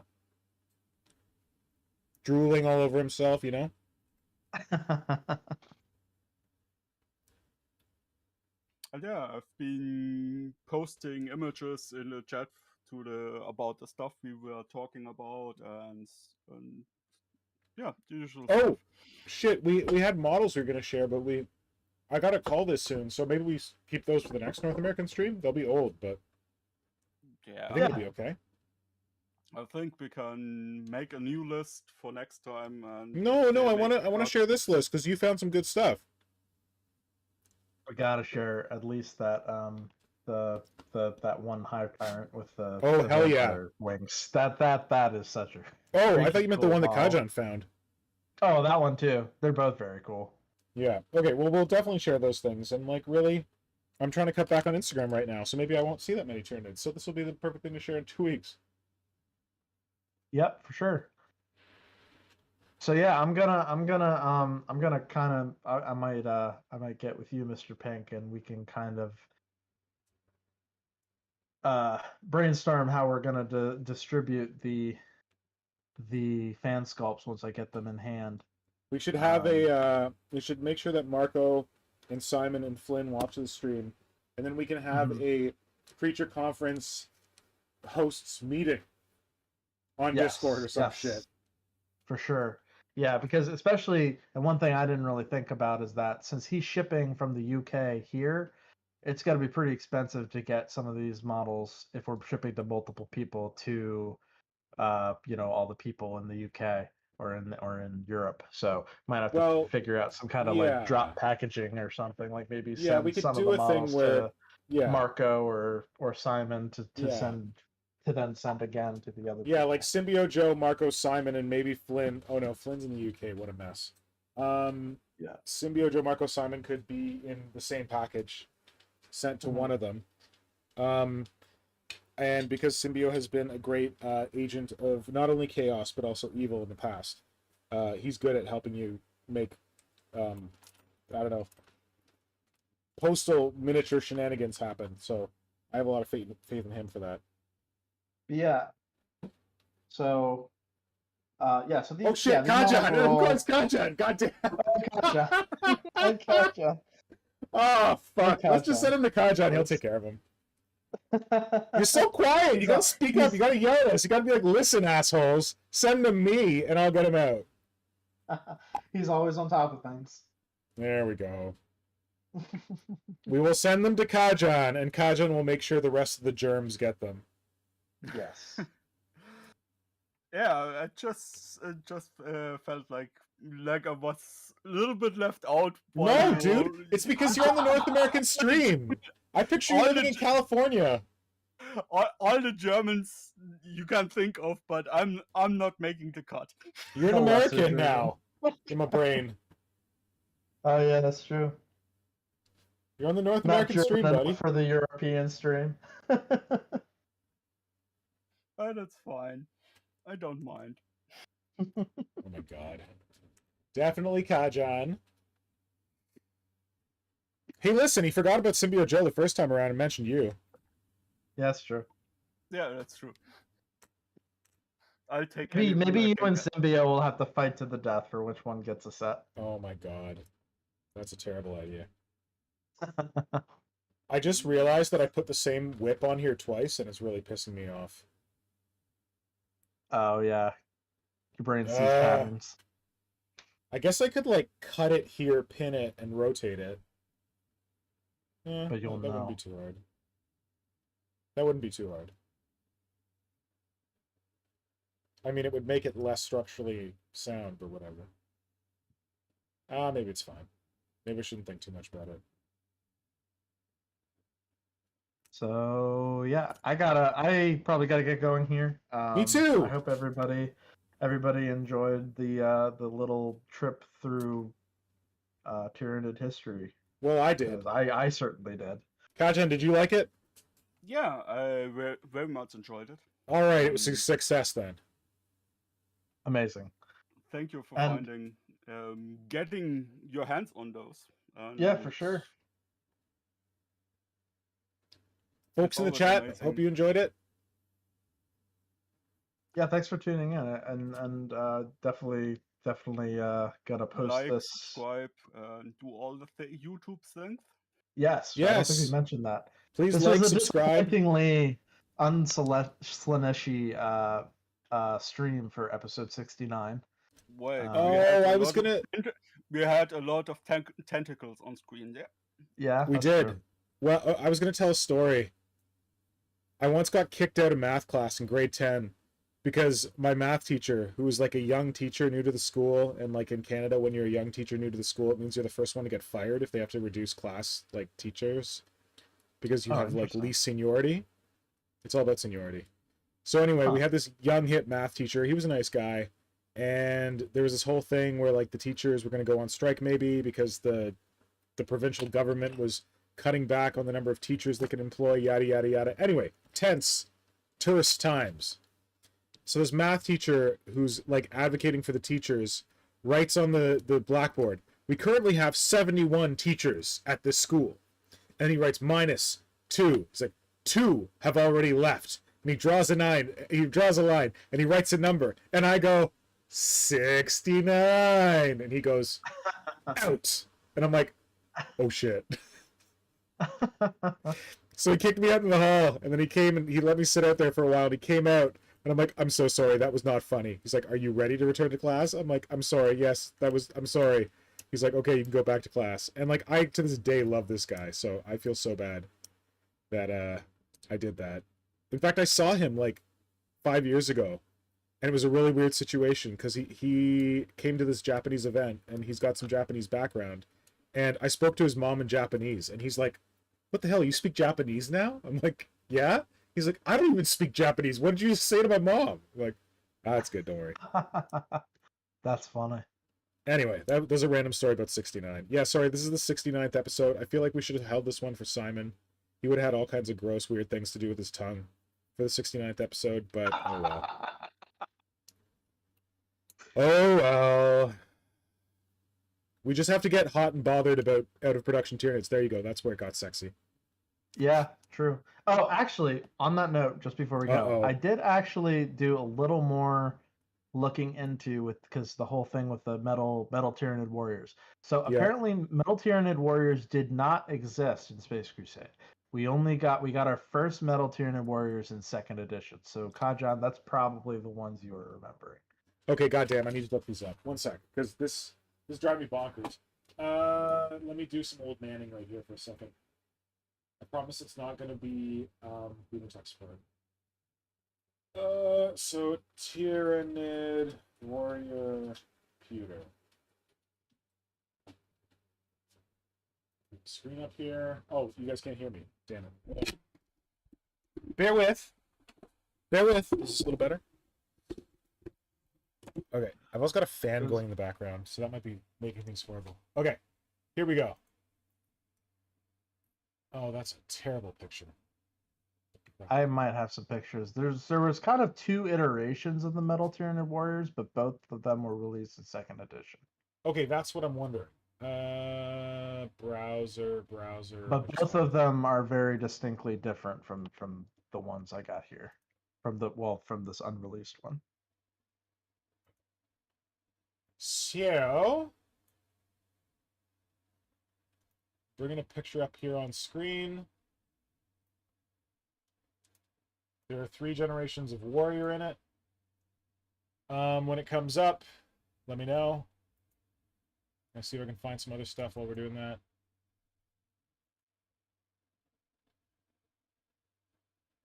Let me know when you're seeing it. Although, then I'm going to switch. Oh, look, all this Mr. Pink crap's coming up. What do you know? Okay, so I have a picture here on screen. In the middle, we have one plastic Tyranid warrior from 3rd edition. On the left, we have, or on the right, we have a plastic warrior from 2nd edition in the well-known weird cream plastic color. And then on the far left, we have a pewter Tyranid warrior rocking a venom cannon and some mole-digging claws and some sweet bell-bottom feet. Are you guys seeing this? Yes. All right. So what I'm saying is that cream-colored warrior on the right, I heard there was pewter versions of that released before the plastics came out. You could buy them. Yes, there was. So I wanted to show this to confirm that we're not talking about that warrior on the left that has a gaunt head and has the big banana fingers, because that is the only pewter. Oh, I have that base. These are third-party bases. Interesting. That is the only pewter warrior that was still in circulation when I got into Warhammer in 2nd edition, and this was the only way that you could buy a Devourer, because they came up with a Devourer. I think they like amended it to a. They came up with the Devourer. They amended it to a the Tyranid Codex or whatever the heck it was at that time, and it came out with these pewter warriors. You couldn't get it any other which way. Can you show my my screen? I'm sharing my photo album again. Okay, here we go. This guy, Modern Synthesis, has something we can look at. Come on, buddy. So, I did my, oh man, this Joker Modern Synthesis posted such a small picture. I have my whole Tyranid archive thing on my website, and these warriors here, they look like those plastic warriors, but these are clearly something else. Because the sculpt is weird. I think these are the pewter ones. And if you look at the unreleased one that I have, the chest is much smaller. It's much thinner. It doesn't have that very wide. It's maybe hard to see in the angle. Wait, are you streaming? I'm streaming my photo album, but I got it. Be actually better. Wait, no, I've got the photo album up. Leave it. Go with the photo album. Okay. Go with the photo album? All right, photo album. So, as you can see, the chest is not nearly as wide.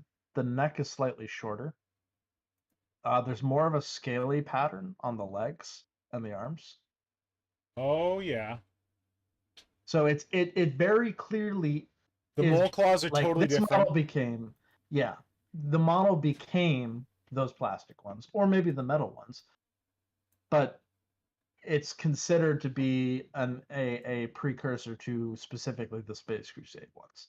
And rightfully so, because it looks very different from these ones, which are clearly pewter. These might have been the Space Crusade ones. And like, I don't know, man. Say what you will about these old anti-boys. I think there's some charm there. I love them. I think they also painted that weapon really well. Like, I think that weapon could have been painted much shittier, and it wouldn't look nearly as good. Oh yeah, for sure. Oh, actually, another little fun fact regarding Tyranid Warriors. Actually, Jason had the box art warriors from Space Crusade in his possession. He sold them off a few months before I got stuff from him, but Oh, you I mean like just the thought ones it that was were kinda painted by the cool. studio? Mhm. Shit, that's cool. Also, like, at the time, I friggin' hated these pewter warriors because they were just so heavy, like, to glue together and all that. But, like, now Yeah. looking back on them, they're pretty cool. They don't actually have the Yeah, crotch beaks. I absolutely love the old Tyranid art style. I kind of wish that the current Tyranid range had more of that character in it, and I kind of hope that if the rumors are true and Nids are the next big thing, that maybe we get a little more of a taste of that old retro look. We'll see. I need to go back and make more of these bell-bottom feet because they're just so cool. They are very cool. Yeah. All right, we got to wrap this soon. Let's see what's happening in the chat. Kajan? Chat man? Oh, Peter Hampson was like, you literally posted the original Metal Warriors on your blog, and it's here in an archive post from the very first release. Thanks. I had to look on Google to remind myself of that. Yep. And I will be sending Mr. Pink better pictures of this so he can add this to the Tyranid archives. Yes, you need to get damn good pictures, man. Yes, I will be. Also, be sending... spare your notes because we need to use those as the post, like the actual write-up for it. Yes, I will absolutely send you my notes as well, and also see if I can get any more information out of Jason as well. And Peter wants us to call it soon so he can talk to Mr. Pink on Discord. Okay, you need to talk to me now because like I gotta go hang out with Nora, but if it's brief, but yeah, we gotta call it. Oh, Kajan, what was that link you posted? That was Metal Tyranid Warrior. Nice. Can you send that to me in Discord, or have you already? I can send it to you in Discord. Thanks, and then that'll keep a record. It's harder to access these chats, the live chats after the fact. You mean impossible? Yeah, that too. Well, there's some cool Tyranids that are just dug up here. Okay, cool. Before I get distracted, thank you everyone for joining us on this live stream. This has been a ton of fun. Darth Bob, thank you for driving with all your cool stuff about old unreleased stuff, awesome Tyranid models. Thank you to Jason, who isn't here, but I feel like was here, in the way that he provided these awesome models, and he's providing those other models because he's super generous. Thank you, Kajan, for being so good with the chat, being so very professional and on top of it, and for definitely being a German, despite us thinking that you were in North America. Yeah, no problem. My pleasure. And I hope it gets cooler there so you can do more hobby. Yeah, me too. I'm really itching to get some stuff done, but everything's so yucky. Yep. Yeah, same here. I just got to get my hobby space all organized. Well, good luck. Yep. And we will talk to you again. Well, I'll talk to both of you directly in 2 weeks, but we'll talk again on the Creature Conference next week. So everybody stay safe, stay cool, and we'll talk to you soon. Cheers, guys. Everyone. Bye.